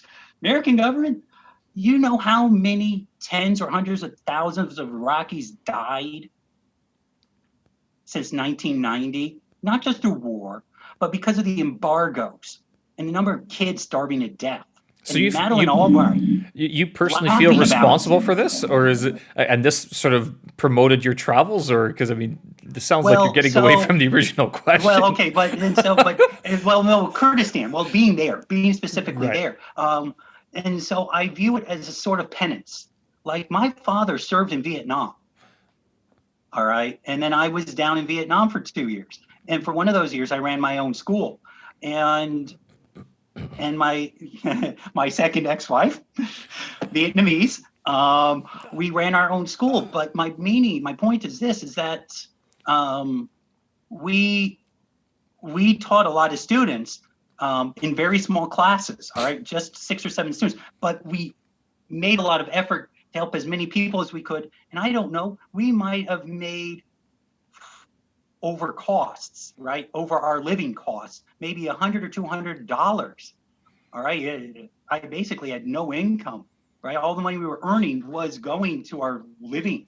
Right. But Vietnam was after China, right? After Harbin. Yes. Well, so I bounced around China from 2004 to 2010, and also in the United States. I was in and out.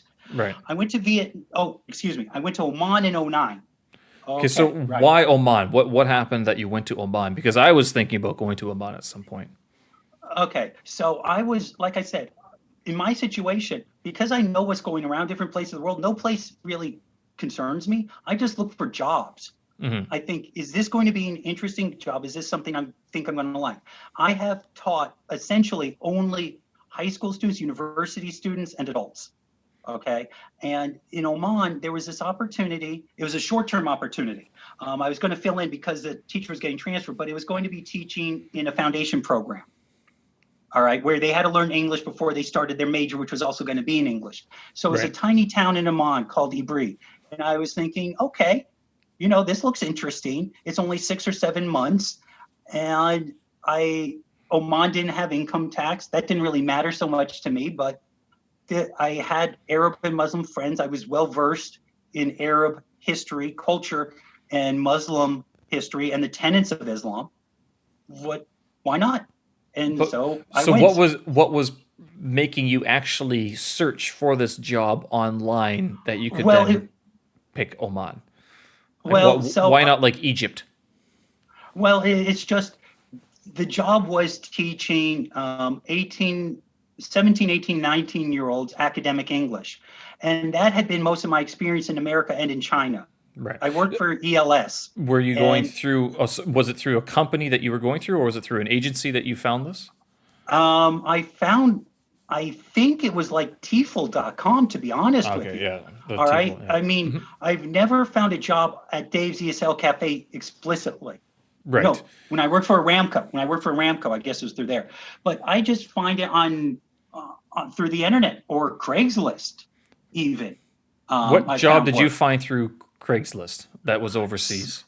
Um, well, okay, it wasn't overseas, but it was my first job after my CELTA, and that was really important because what happened was I taught in Harbin, and I used ideas that I'd understood about teaching from my own experience learning language at university or in high school, Yeah. right? So I knew I wasn't a complete idiot in the classroom, and I could try to help them. But I did research. I realized, okay, I need a CELTA if I'm going to be serious about it. So I'd gone back.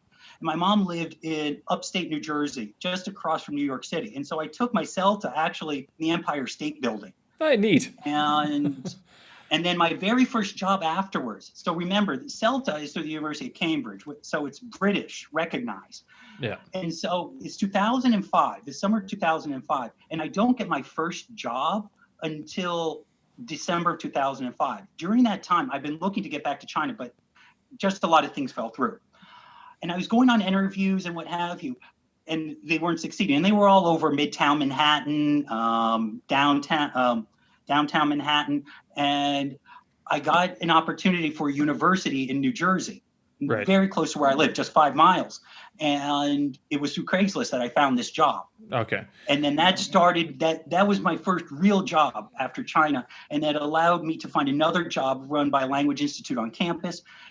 And from there, if I wanted to find work, it wasn't an issue.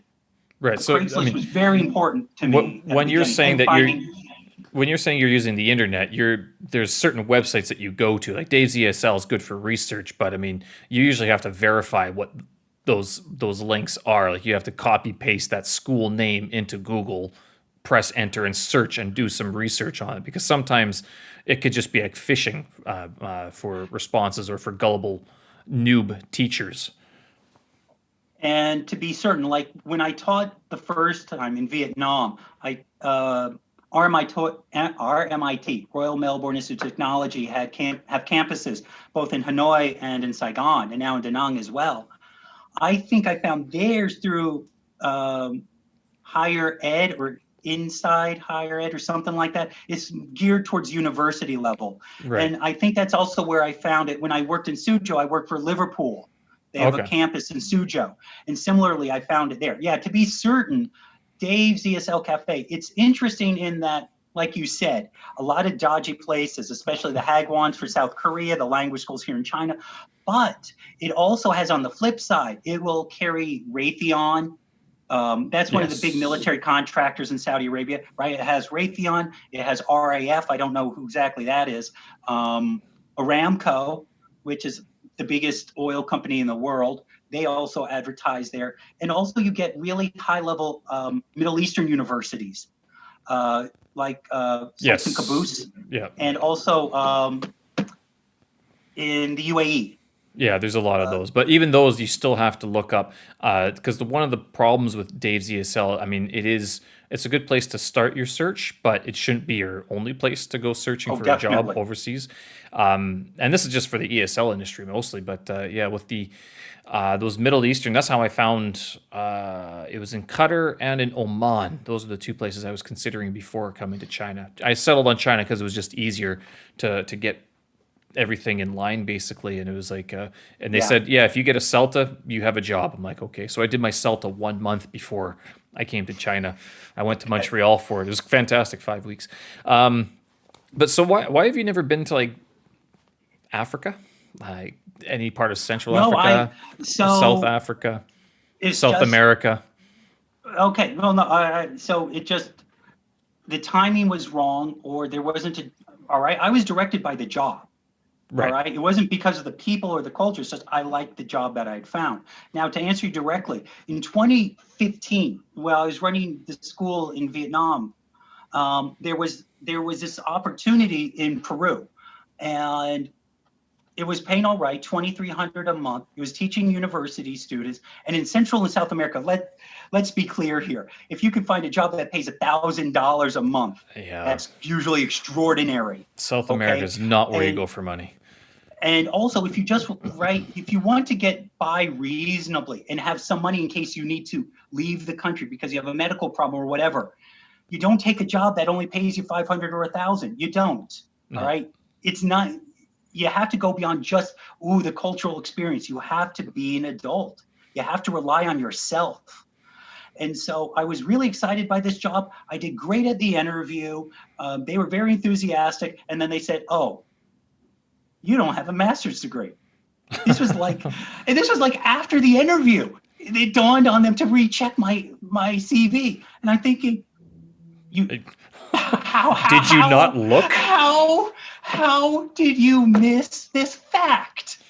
And they said, well, don't worry. If you ever get it, reapply. We'll be glad to take you.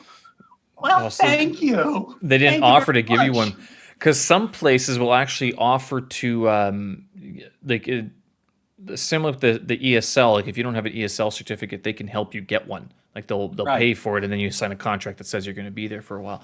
But you're right. I mean, it's the same thing in Ukraine. When I was in Ukraine, it was like you don't see people there who are saving a lot of money. They're there usually because they are young and they just didn't. They want to go to Ukraine to see what it was like. Usually, it was they want to see what the Soviet republics used to be like. But then the older teachers were basically they had money. They didn't need the money. They did it just to cover their expenses. But if they ever needed proper health care, they had money to get a ticket out and to go wherever. Like even if it was just to Germany, they could fly out to get proper medical attention. Exactly. And you see, if the world doesn't go to hell in a handbasket in the next 3 to 5 years, more seriously speaking, I'll have my property set up in Fiji, and then I'd be happy to go work, teach at schools on the cheap. All right, Right. because I've got something set up, So and we do need to talk about that because I think people will be fascinated to hear what your future plan is. And I introduced you as being a character, one of these characters that you meet when you travel. And so what I think one of the first things that you said you were going to do when we met, there was two things. One was that you were buying gold, and I was like, "The fuck? Who buys gold?" I mean, which is a very American thing to do in Canada. People don't talk about buying gold. It just Jewish doesn't thing, happen. Jewish, not American, Jewish. Well, if it's Jewish, but there's a lot of okay, that makes sense because a lot of the financial guys I follow, they are of Jewish lineage, Jewish heritage. But so that was number one. Number two was like, yeah, you said that you were going to go move to Fiji. I'm like, what are you going to do in Fiji? He's like, well, I'm buying property. The so for people who don't know, you have basically bought a lot of gold and you've used this as collateral, or not collateral, but as a deposit into Fiji that you are now applying to. Not, are you becoming a citizen of Fiji, or is it In just that the you end, have yes. but you have residence so you can buy property, which will then mean that you can build a house in Fiji. That's the punchline is exactly that. Right. So then The order's a little bit different, but that's the punchline. Yeah. okay, so what is the order then? I mean, you made lots of money, bought lots of gold. Okay, gotcha. Right. So the way that it works now, there's several different ways that you could actually get eventual citizenship in Fiji. All right. But the first thing, of course, is getting permanent residence. And so there are a couple of ways, like I said, you could do that. Now, the way that I'm looking to do it is through buying and developing my own property that I'm going to live on. Now, by law as it currently stands in Fiji, and that may change because of the effects of the coronavirus, is you have to buy land and you have to invest at least 250,000 Fijian dollars into Okay. the property within 2 years after it's officially yours. And Mm-hmm. then you're on the road to getting a little piece of paper in your passport saying that you can stay there without getting a new visa. Then you gain permanent residency. And then after, I think it's 5 or 7 years, Mazel Tov, you're Then Fijian. you're Fiji. So 7 years, then you become Fijian. Right. And so what And this it's all means based to on your money, basically. It's not based on your qualifications. well, Yay. so well, in this case, I mean, this is not unusual. There's a lots of countries all over the world, even Western European, and also, for example, the United States, where not exactly in this way, but they are investment type visas. For example, Sersky, let's say you wanted to become American, all right? So if you, just as an example, Yeah. all right, so if you had $500,000 to play around with and you started a small business that employed at least 10 Americans for like 2 or 3 years, congratulations, you just won yourself a green card. And A now green you card. can live So and work, and now you can live and that's work anywhere in residence. America. Right. Yep, you can live anywhere. You can work for anybody you like. You don't need to do any more paperwork for that part anyway with immigration services. I don't know after how many more years. I think it's just like 2. You can, I think it's right. You get your green card, and then after 5 years with your green card, you can apply for citizenship, I think. So All where right. do those 10 people have to be? Can they be in like the Philippines or Pakistan? They have to be at least American. They have to be permanent residents of the United States. I Oh, don't think they have to be citizens, but they have to at least be legal residents. So you can't own a farm and bring in some Mexicans to do it. no, no. In terms of, I'm not trying to be schmimy about this. What I'm Yeah, saying yeah. is that, like, if you, in terms of immigrating to United States, if someone wanted to do that, they could hire 10 of their friends in the Philippines or whatever, and then say, yes, I have a company. I have $500,000, and I have 10 employees. Now I apply for this in the United States, right? Now, the complication to this, and I'm sure they haven't solved this problem yet. You said permanent residence. If Right. I find 10 backpackers online who do, I don't know, video editing, copy editing for me, they're all permanent residents, but they're not based in the United States anymore. I make $500,000. Does that mean I could still move to the States? So so your company, you had invested $500,000. Yes. I guess your company could even not succeed. I guess in the end you could declare bankruptcy, but at least for those first 2 years you don't. Right. I don't know what type of paperwork there is to establish whether they even have an office. I mean, you bring up a good point. I mean, when I was looking into this was more than a decade ago. I imagine. Oh, things have changed. Actually, I don't know. Well, look, just because our reality has changed doesn't mean that INS has followed up on this. They have other fish to fry. I don't know. Because I sort of think of like why would someone want to move to the States? And this has been a question that up until, and I don't blame Trump necessarily for this. I sort of blame the whole media circus that's going on. Is that up until recently, I've always sort of seen the United States as a viable place to live. Like even for me, like I wouldn't say no to living there, but one of the reasons I've never been there to live is because of the financial and the qualifications. Like my qualifications suit for being in a non-English country, and my desire to travel and see the world as it is doesn't lend itself to being in one place, such as the United States, which is very similar to Canada. So it doesn't make sense in that regard. But if I was someone else looking to immigrate to the United States, what would the avenues be? And you're saying that business would be one of them. I mean, marriage is another one, obviously, but that's a different argument. But setting up a business and doing that sort of thing. But so getting back to moving to Fiji and the whole reason, like, why didn't you choose? Oh, and by the way, the Fijian dollar to the United States dollar is 47 cents today. So you needed $500,000 Fijian dollars. So about 120,000 American right now. So 120,000 American. That's not about. It says $234,610 US, which, Okay. yeah, so in Canadian dollars, it's probably like 7 billion, whatever. It's because this Canadian dollar drops again.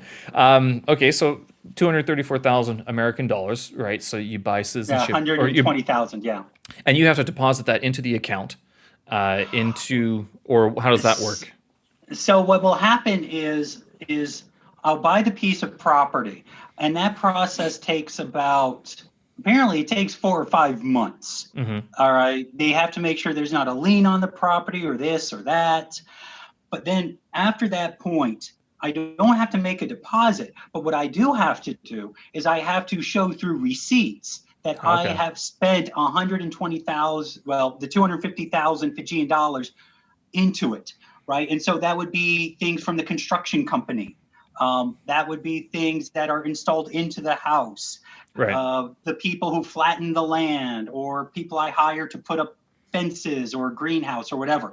And all of that all together must equal at least 250,000 Fijian dollars over the course of the 2 years.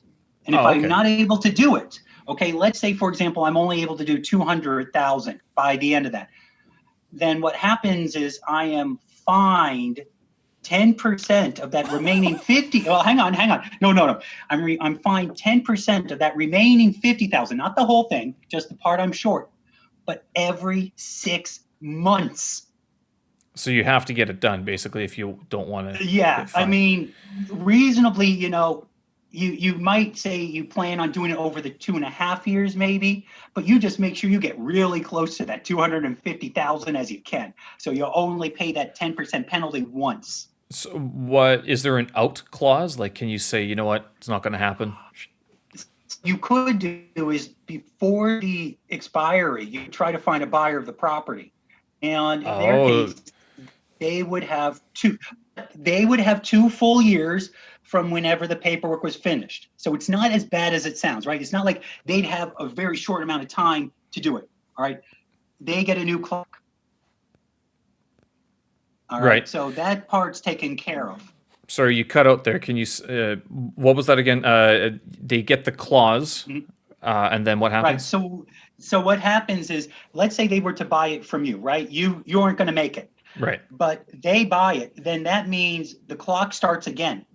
All right. The Oh, okay. paperwork will still Ah, take okay. 4 or 5 months, and then they get 2 years. So it's not like you're finding someone who's going to agree to take this on and they've got just a handful of months to do it. But what is interesting is they still have to put in 250,000 Fijian dollars. So you've Oh, already built wow. something on the property. So then it gets to be, well, okay, what are you also, are they just going to tear down what you put up Oh, they make and it build into a something mansion or else? something. That's a. Does this happen a lot, or is it one of these things that it's given the price, not many people do it? Well, so I've spoken to one real estate agent I've been in contact with for more than a year about it. Hmm. And what he tells me is that the reason that Fiji even did all of this about 5 or 6 years ago was because a lot of people got rich after the last really large economic recession back in '08. Hmm. They bought a lot of land, but then they weren't doing anything with it.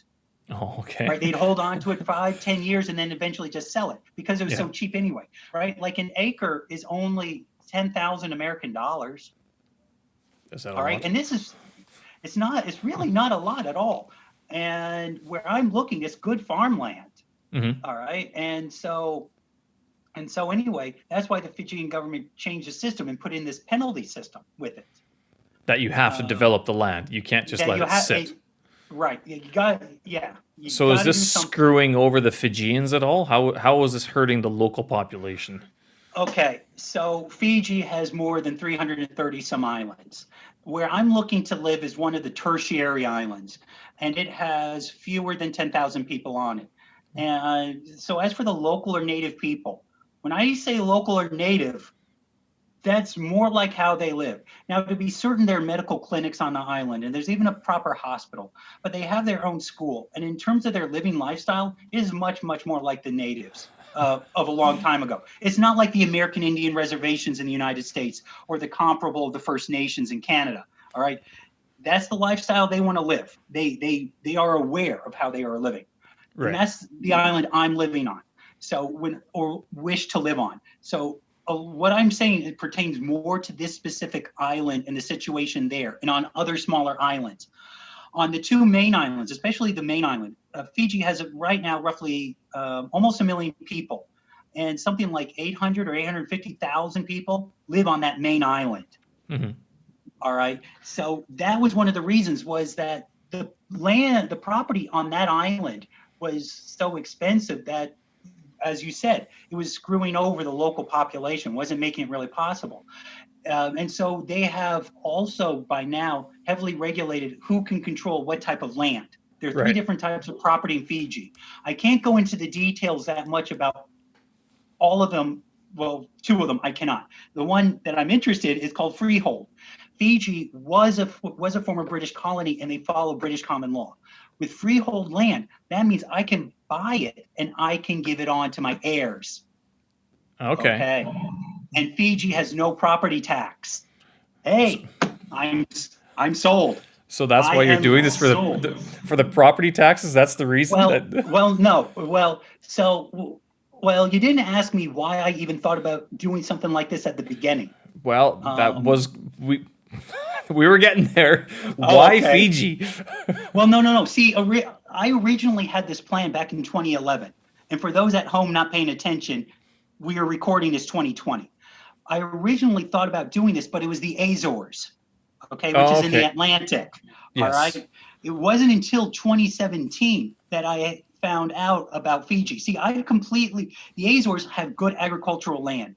And there's a very tiny island in the far northwest of the Azores. I can't remember the name of the island offhand right now, but it was also very isolated, good farmland, lots of rain year round, fairly temperate weather, variety of food can be grown. Happy to be there. Right. Territory of Portugal. So anyway, I find out that Fiji, most of the South Pacific islands are literally desert islands. You cannot grow food there. Fiji, you can. All right. Okay. Not only that, Fiji is sufficiently the breadbasket of the South Pacific for what it's worth. Right. So just to And so, clarify, for people who can't geographically locate Fiji, it is northeast off of Australia, a few hundred miles. It's sort of It's part of the like East Timor. Not East Timor. The other one. Is it Vanuatu? well, Like it's well, near that. the easiest way to find it is to find the North Island of New Zealand and then just go directly Go north. straight up. That's where it is. Yeah, Yeah. just go straight north. That's the easiest way to find Fiji. Right. So it's out in the South Pacific, which is what us Northerners say. It's South Pacific, and Australia's kind of like, it's water. It's Pacific. Yeah. Right. Yeah. Okay. So then, what was the impetus? I mean, so 2017, you found out a little bit more. Like I mentioned earlier, I read articles about science, business, I read stuff every day. And so I hadn't known that Fiji was like this. And then I knew that Fiji was British common law. And I started checking all of these things, and it was a lot better than becoming Portuguese. That was another point. Becoming Portuguese and doing that was going to cost me at least 300,000 euros to do. Okay, so it's a And bit that was more going to than take this. me a lot longer, right? I was thinking, okay, it's going to be 2030 by the time I'm able to do this. I'm going to be 50, almost 50 years old. I'll deal with it, but I'll do it. Right. Fiji, depending on how much gold and silver, at the rate at which gold and silver goes up, and assuming Fiji doesn't change its laws, I may already have enough. I mean, as it stands with gold and silver prices as of this week, basically, I've roughly $70,000 in precious metals. Wow. But we're looking at, because of how much money the Fed is printing, it could easily, if it doubles, all right. And I've seen reasonable forecasts saying that over the next 5 years, gold itself could triple or quadruple. I'm not counting on it. Okay, don't get me wrong. I'm not counting on it, but it may already be there. And silver, the ratio of gold to silver historically is roughly 25 to 1 or 35 to 1. right? 25 to 35 pieces of silver to one piece of gold. Right now, it's about 80 to 1. It is really out of whack. So it's And got to so come silver, down. well, gold will come down relative to silver, but right? If gold doubles or triples, silver ought to quintuple or septuple, right? Go up 6 times, maybe 7 times. Okay. I just need patience. Well, patience I got. All right. I can wait a few years if this means I can get it done. Right. So in terms of that, if Fiji, because all the farming, why not some place like St. Nevis, St. Kitts and Nevis? All right. So what I like about Fiji is that I don't need to worry about hurricanes. Not nearly as much. Seriously. Okay, no, that you address a very important point here. Yes. Typhoons occasionally do go, that is a concern. So typhoons do occasionally go through the South Pacific, and Fiji has certainly been hit before. Now, what I'd like to say is not nearly as often as with the hurricanes, but also the property I'm looking for or looking to acquire ain't beachfront property. And not only that, I do my homework. And also being an American, we like to build bomb shelters. So you're going to build a bomb shelter, aren't you? Not exactly a bomb shelter, but right? I lived in Tornado Alley, didn't you? Right? Not me. No. Because it extends into Canada. You were too far west. Oh, Manitoba gets like a tornado once every now and then, and everyone's like, "Oh my God, look at this, a tornado!" Oh, remember, stop taking pictures and get out of the way because they are actually kind of dangerous. That's the area. It's not like, okay, there's another tornado. No, it doesn't happen very often. Okay, so right, it requires a deeper ground cellar. Okay. Basically, that's waterproof because you just need to let the storm blow by. All right. That's all it really is. And that's not too difficult to construct, right? That's not going to cost me much money. Frankly, I'm worried I'm not going to think of enough things to make it 250,000 Fijian dollars. I'm going to have to waste money trying to make it more grandiose than what I want. Well, and so, maybe you need a little bunker so you can go out there and watch the storm go by. Like that'd be kind of neat where you're able to actually walk up the stairs. You had your coffee, go, yep. World's going to shit. My bomb shelter's still here. Oh, there goes a cow. Yeah, no problem. Storm's over. Back outside we go. Look, the Fijians on the island where I'm going to be living might not have that much technology. They ain't stupid. It's going to be underground. If they see this little bubble above so that I can watch the storm go by, you know who they're going to visit? They're going to visit me when the storm comes. Well, so you're not going to be very neighborly, is what you're saying? Is that you're look? I'm happy there goes to the be neighbor's house. Good, more land for sale. I'm happy to be neighborly. I just won't have a place for 5,000 people. These are two different things. Right. And what's the connection like to Australia and to New Zealand from Fiji? Like if it was necessary to get out. So actually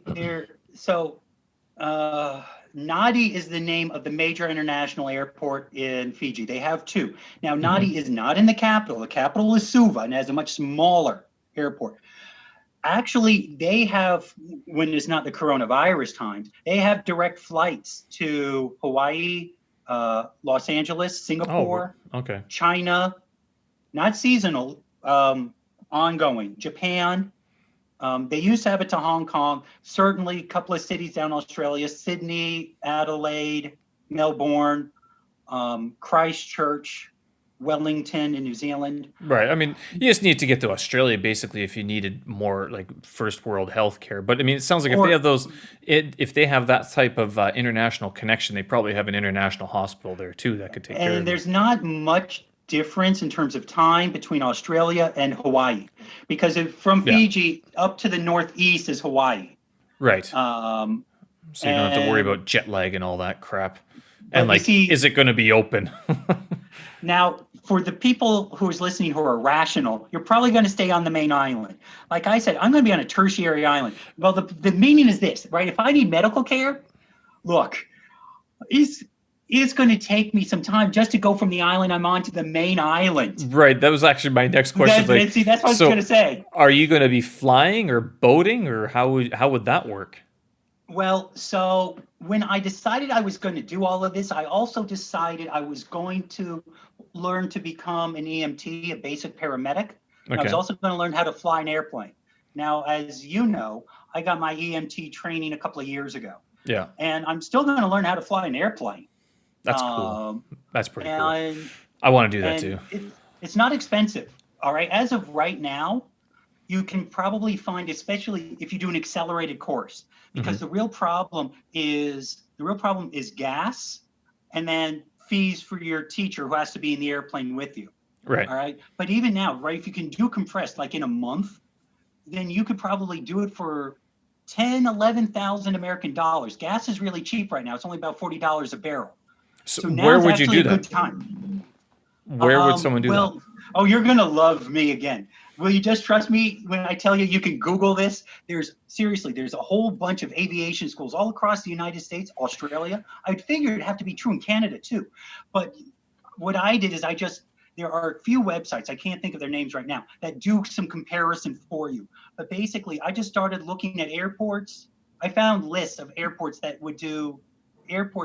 or schools that would do condensed courses, Right. right? If you're good enough a pilot, you're not stupid, and you have the time and dedication that you can do it in a month, right? I was specifically looking for those type of programs, and I just did comparison shopping, and But usually I okay, found it between 10 and 15,000. what if someone's not a good pilot because they've never flown an airplane before?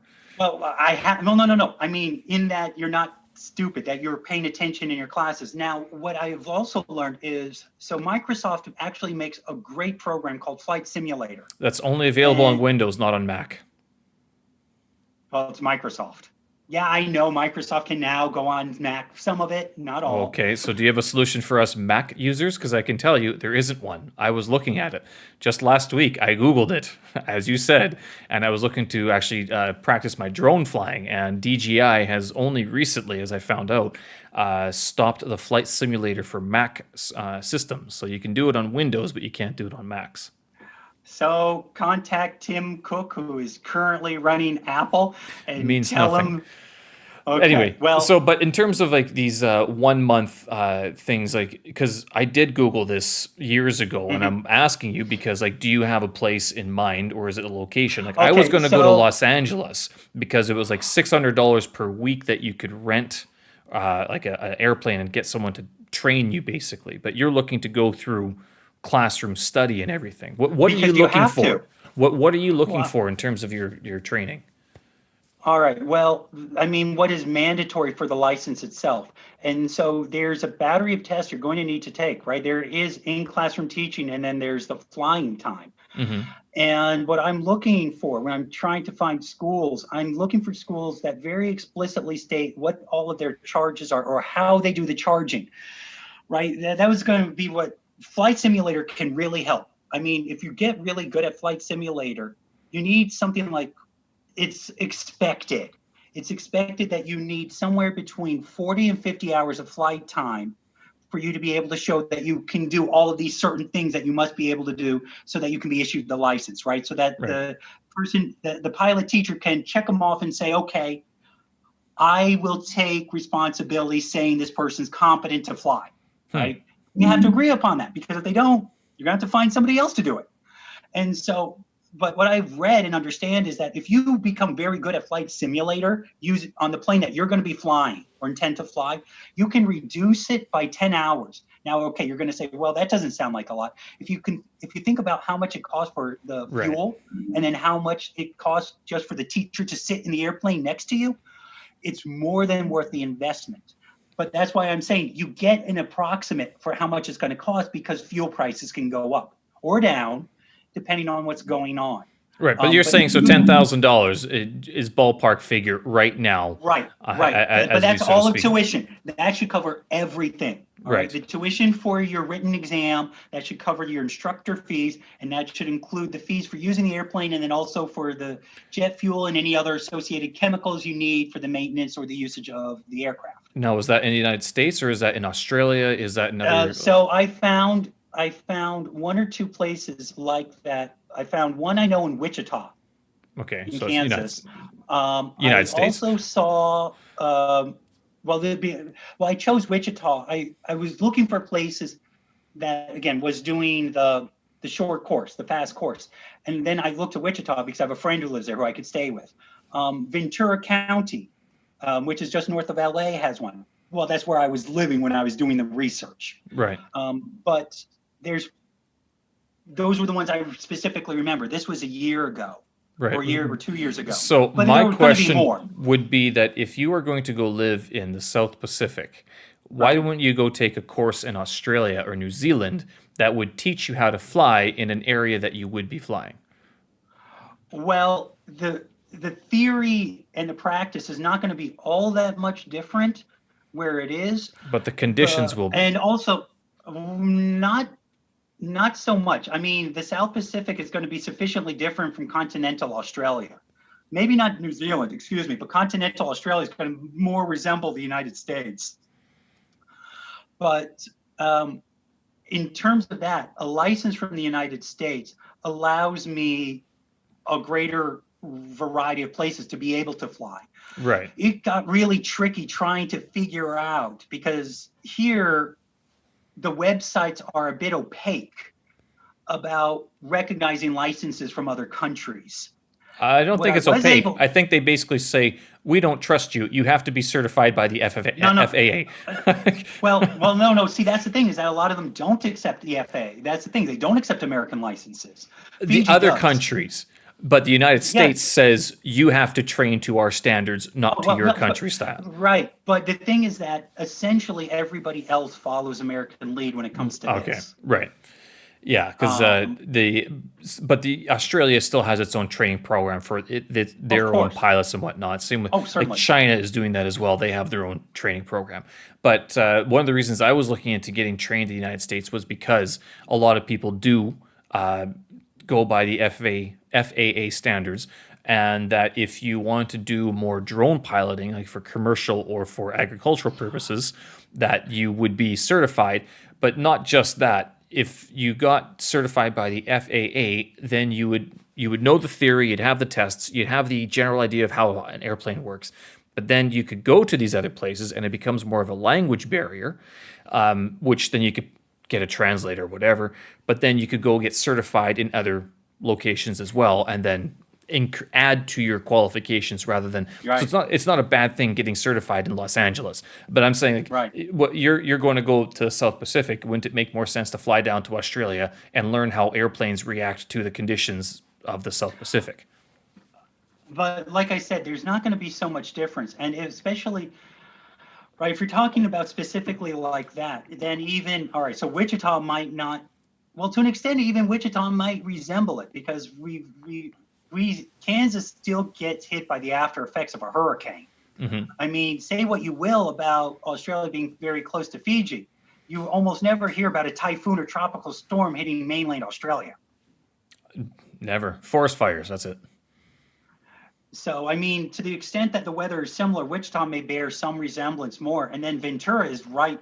You've heard of Ventura Beach, I would think. It's okay. It might have popped up when I was looking at flight schools because there's a lot in Los Angeles, but yeah, it wasn't really like Los Angeles has everything though. I mean, you fly there, you can do anything in Los Angeles basically. It's one of the great things about Los Angeles. So then, what's your timeline for Fiji? You said it's like 5 or 6 years, or what's the deal? So the trick, there are two things that are going on right now. The coronavirus really screwed things up in that I wasn't earning our princely income, shall I say. Right. So you're unemployed like the rest of us, basically. Yeah. Right. But it depends. It really depends on how gold and silver react.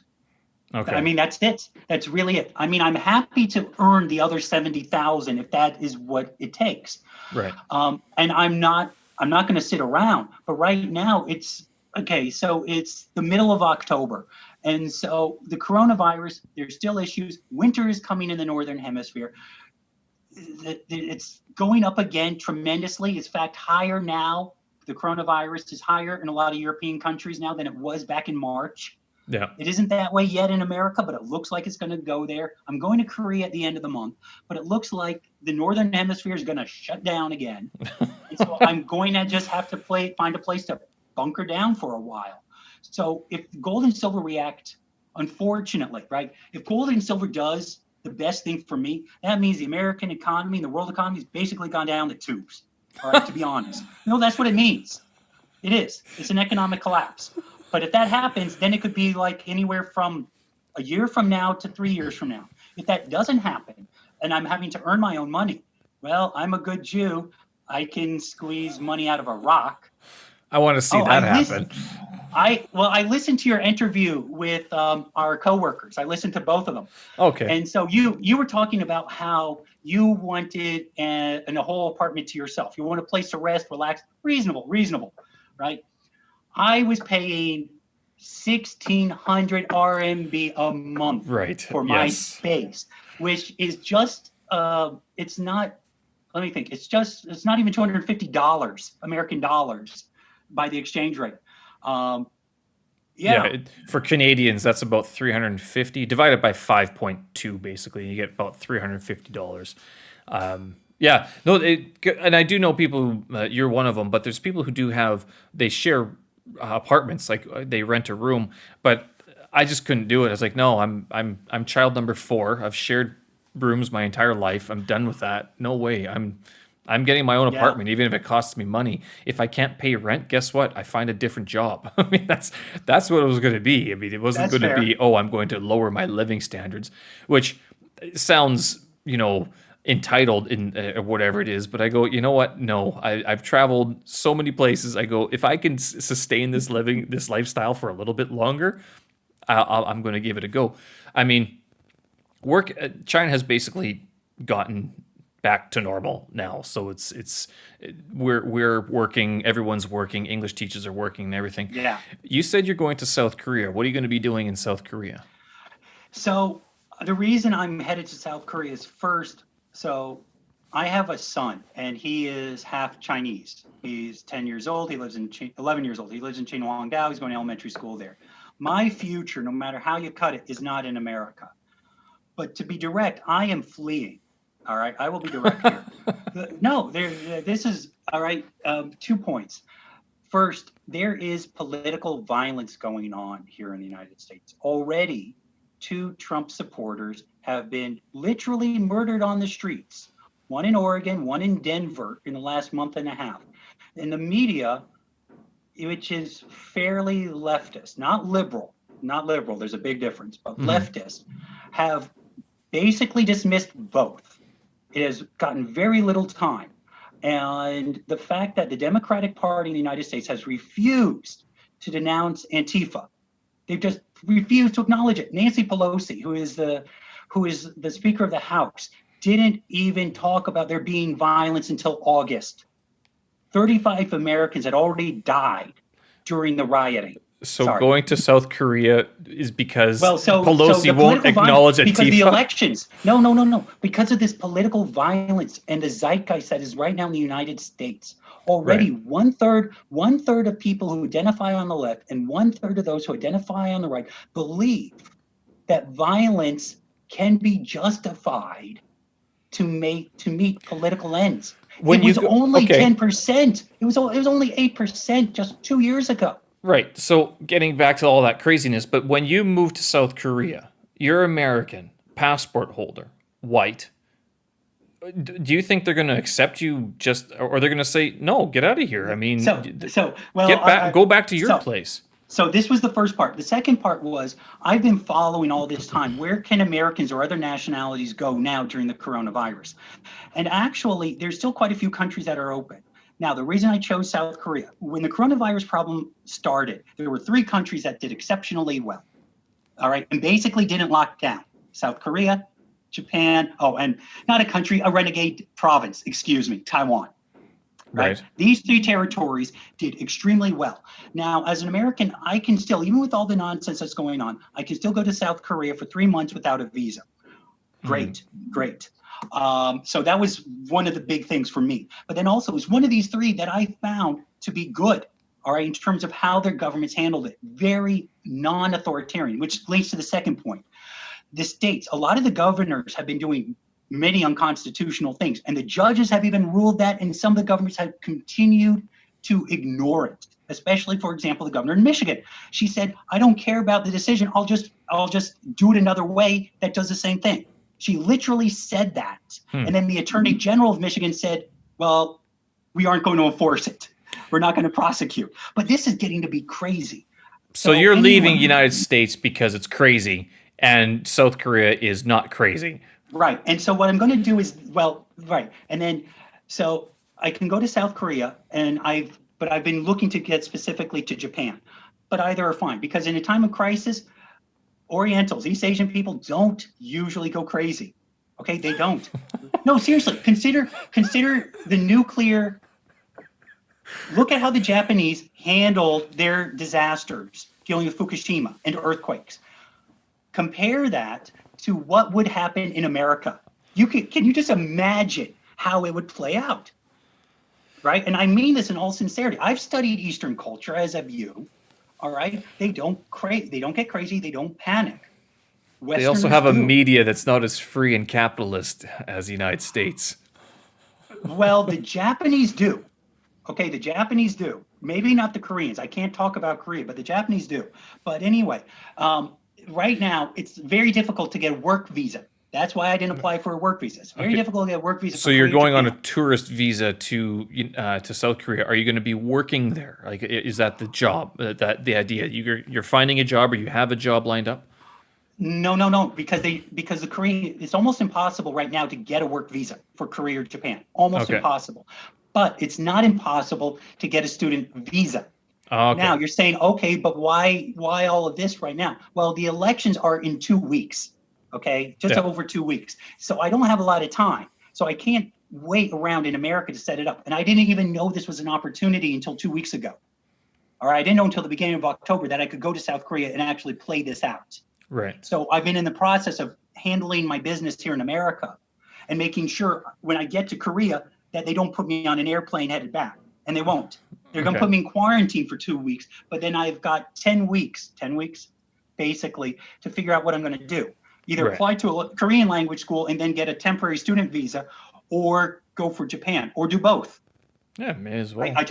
I'm waiting for the coronavirus problem just to play out so that I can get back to working or figure out what I'm going to do next. Are there any jobs in the States that you could do? Well, okay, assuming that I genuinely believed that things weren't going to turn ugly, all right? Assuming that I didn't think that they were going to shut down schools and universities, remember? Right. Assuming these two things were true. I could, but not, well, the base is I don't want to live in America anyway. Could I find work? Yes. What could you do? Okay, so if you could find work, what is it? So my complication still arises from the fact that I'm overqualified, but I'm undereducated for most of the jobs that I could consider. Community colleges or things like that. I taught for Liverpool University. Right. I taught for Royal Melbourne Institute of Technology.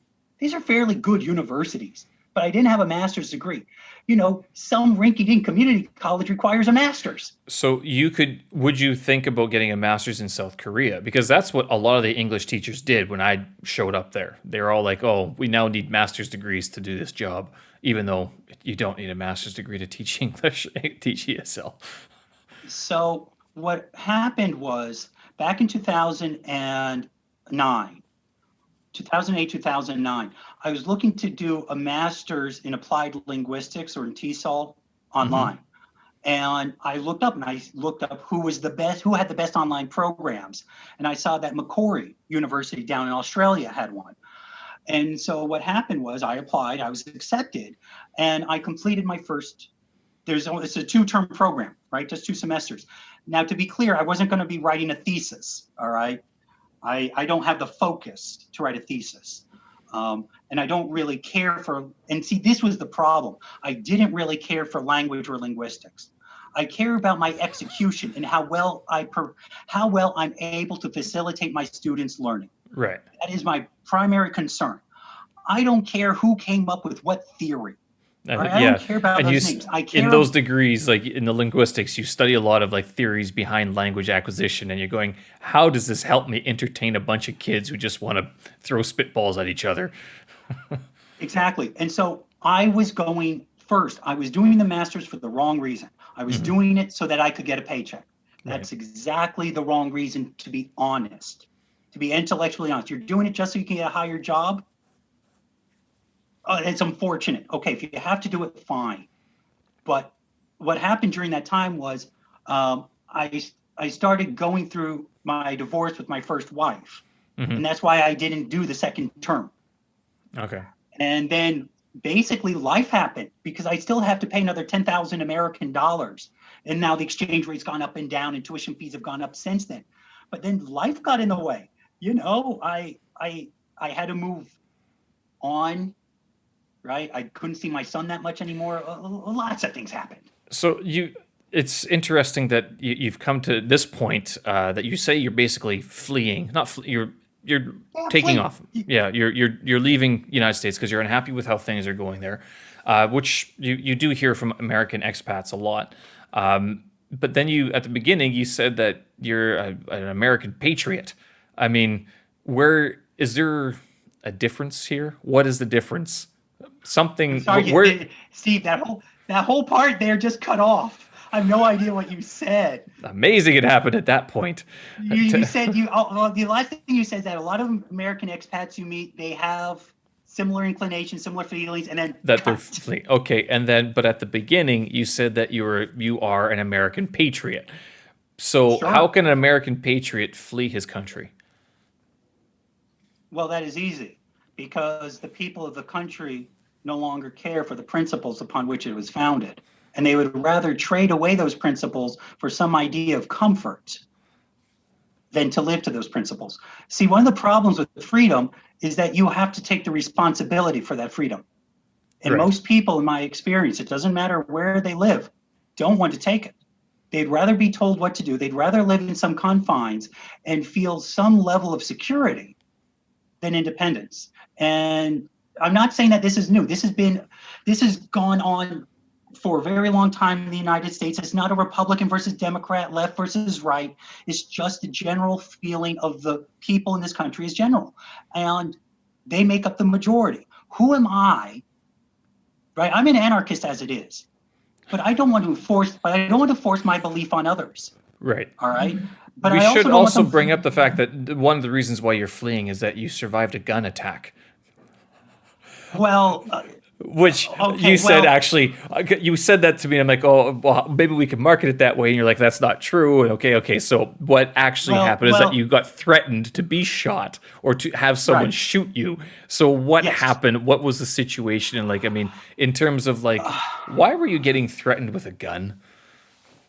Well, okay, and that goes back to that zeitgeist and that feeling that I was telling you about.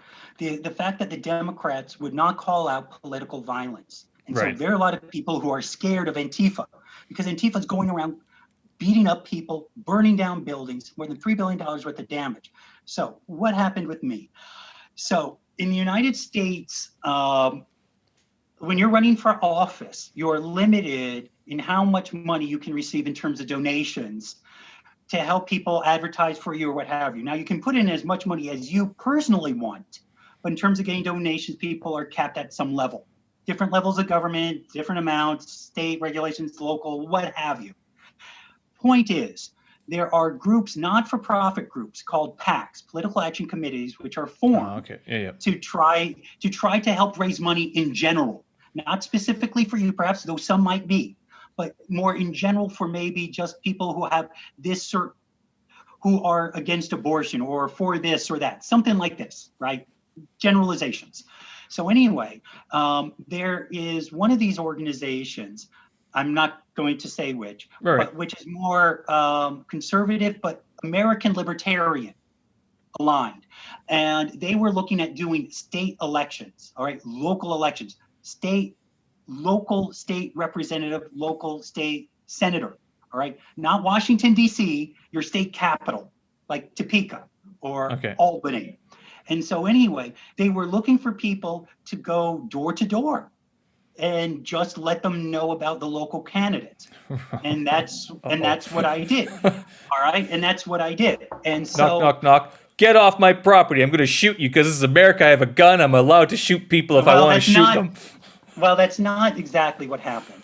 So, what I will say is that unfortunately, uh, I was up in New England, and I'd never been to New England before, and it was very nice. Okay, it's the end of September. It's very nice. Never been there before, and the people in general were very nice, except for the couple who really didn't like me. And so, anyway, it was the second day of me going door to door. Now, this was really rural, and Yeah. so to give you an idea, um, in the morning, I had knocked on one person's door.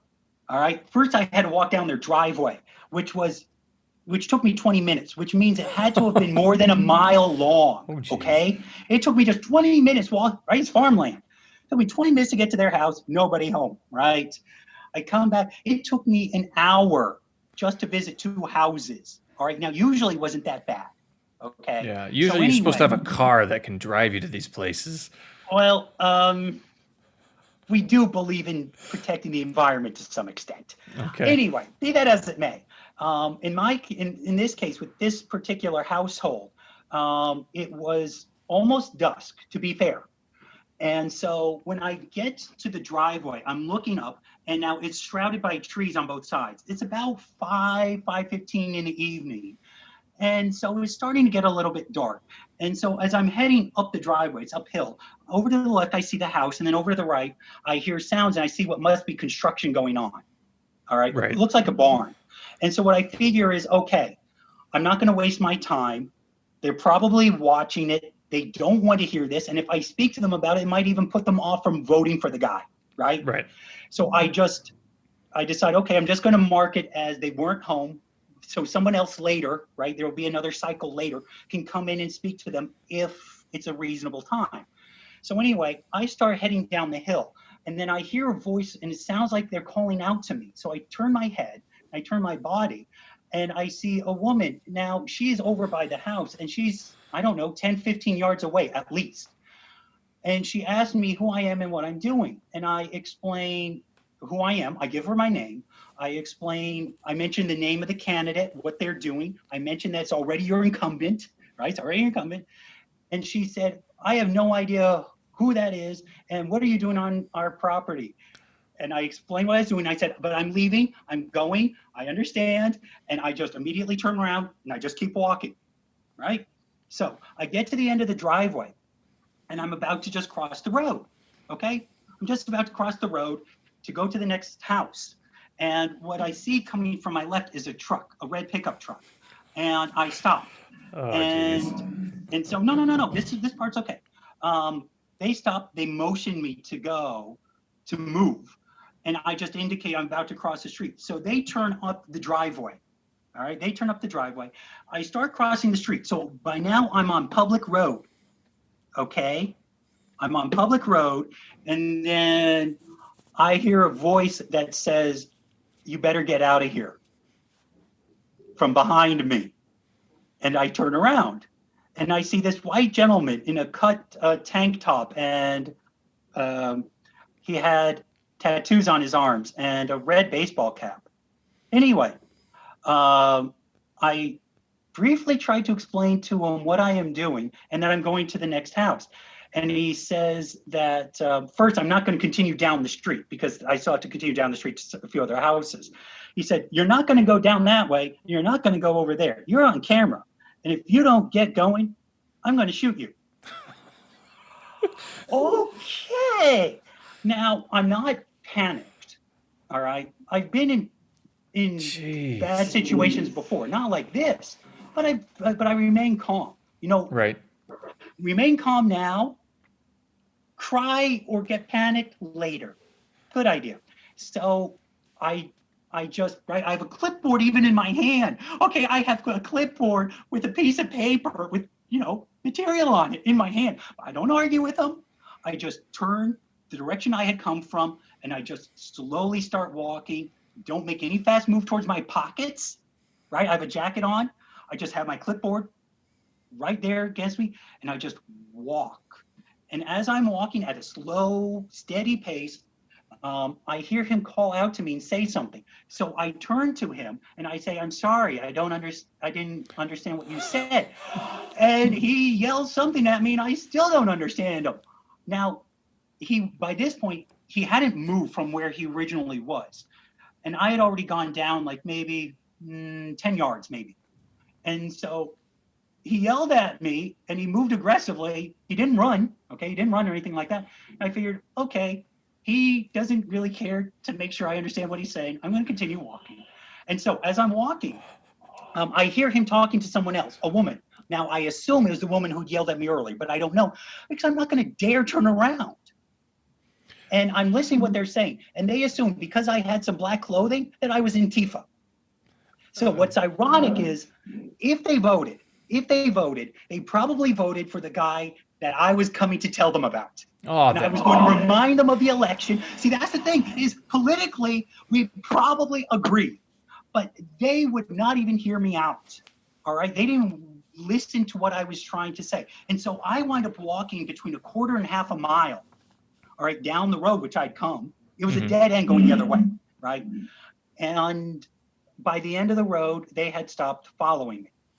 And that was that. Now, one thing I forgot to mention that is, I think, might be an important piece. I don't know. It could be coincidental. But at the very beginning of that block, the first house I had been to, there was a sign, "Don't come here if you're part of a PAC." There was a detached garage from a house. Right. There was a completely detached garage. It had been there had been an intentional arson attack. Okay. And so, but they aren't their neighbors per se, but they certainly would have been aware of it.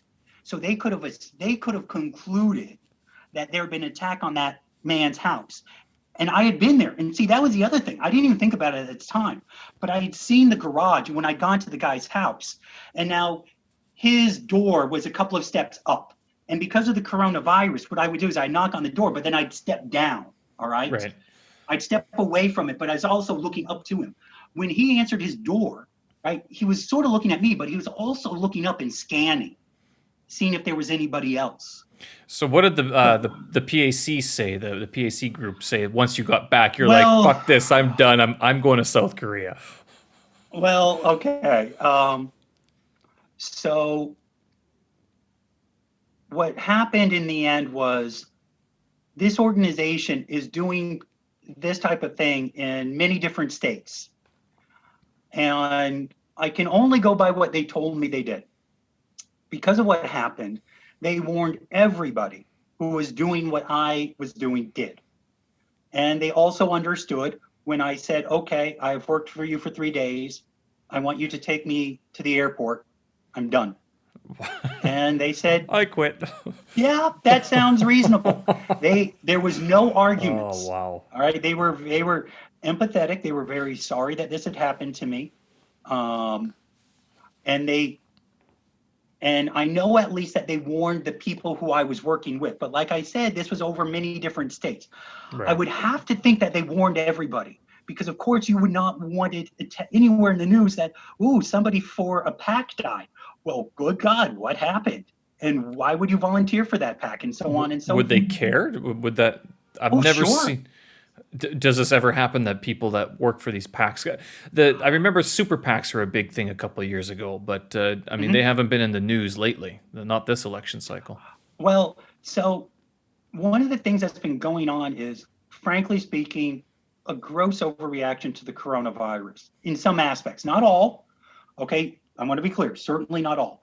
But in terms of transmission from one person to another, the likelihood, the wearing of masks, some of it is really overstated. Well, anyway, basically, the Democrats are not even campaigning, except for on television. They're not going door to door or anywhere else. And it's all social media. Yeah, but you're forgetting which demographic votes the highest as a percentage and actually has the most people to do it. You tell me. 16 above.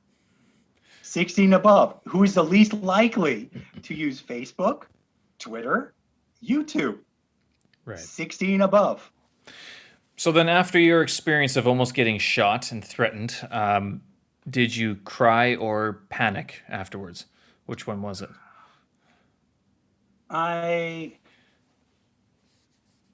Well, no, I didn't. I never panicked. I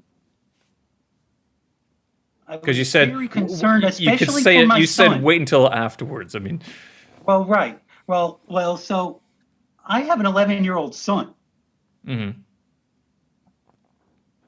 not That, in the United States, yeah, but that doesn't mean I'm not responsible for him. right? So And that's who you were so, thinking of, right, me dying, me getting I wasn't a threat. Okay, I was in no way a threat, and so my son losing his father to something like this, the state of affairs in the United States as it now stands, I cried for a little bit, but then I just got really enraged. Now, like I said, certainly it was the Republicans and the Democrats and the nonsense that's been going on for a long time. But in this particular year, with the rioting going on since what happened to George Floyd at the end of May, and the Democrats specifically not calling out the violence, has led to this point. If they had called out any of it, all right, they've had 35 deaths to call it out before they finally said something. And what was tragic was Nancy Pelosi basically admitted, well, it's showing up in the polls now, so we're going to talk about it. She said that to a journalist on television. Sounds That's like it. the That's it for me. politics is getting crazy, a lot more crazy over there. All right, well, we have gone through quite a bit today. It's been great talking about a lot of history stuff. You're not just of your traveling throughout the world, but also never knew about Harbin and that Unit 731. I'll look it up. But also, yeah, your plans to move to Fiji and piloting courses and everything. And now you're fleeing the United States of America. Mm-hmm.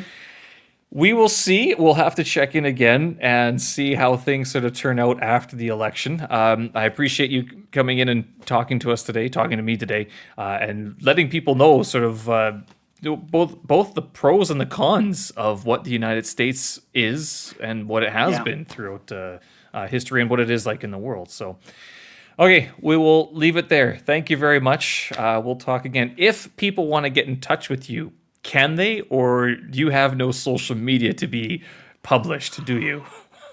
Oh, well, you see, the problem is that Facebook, I'm basically getting off of. Right.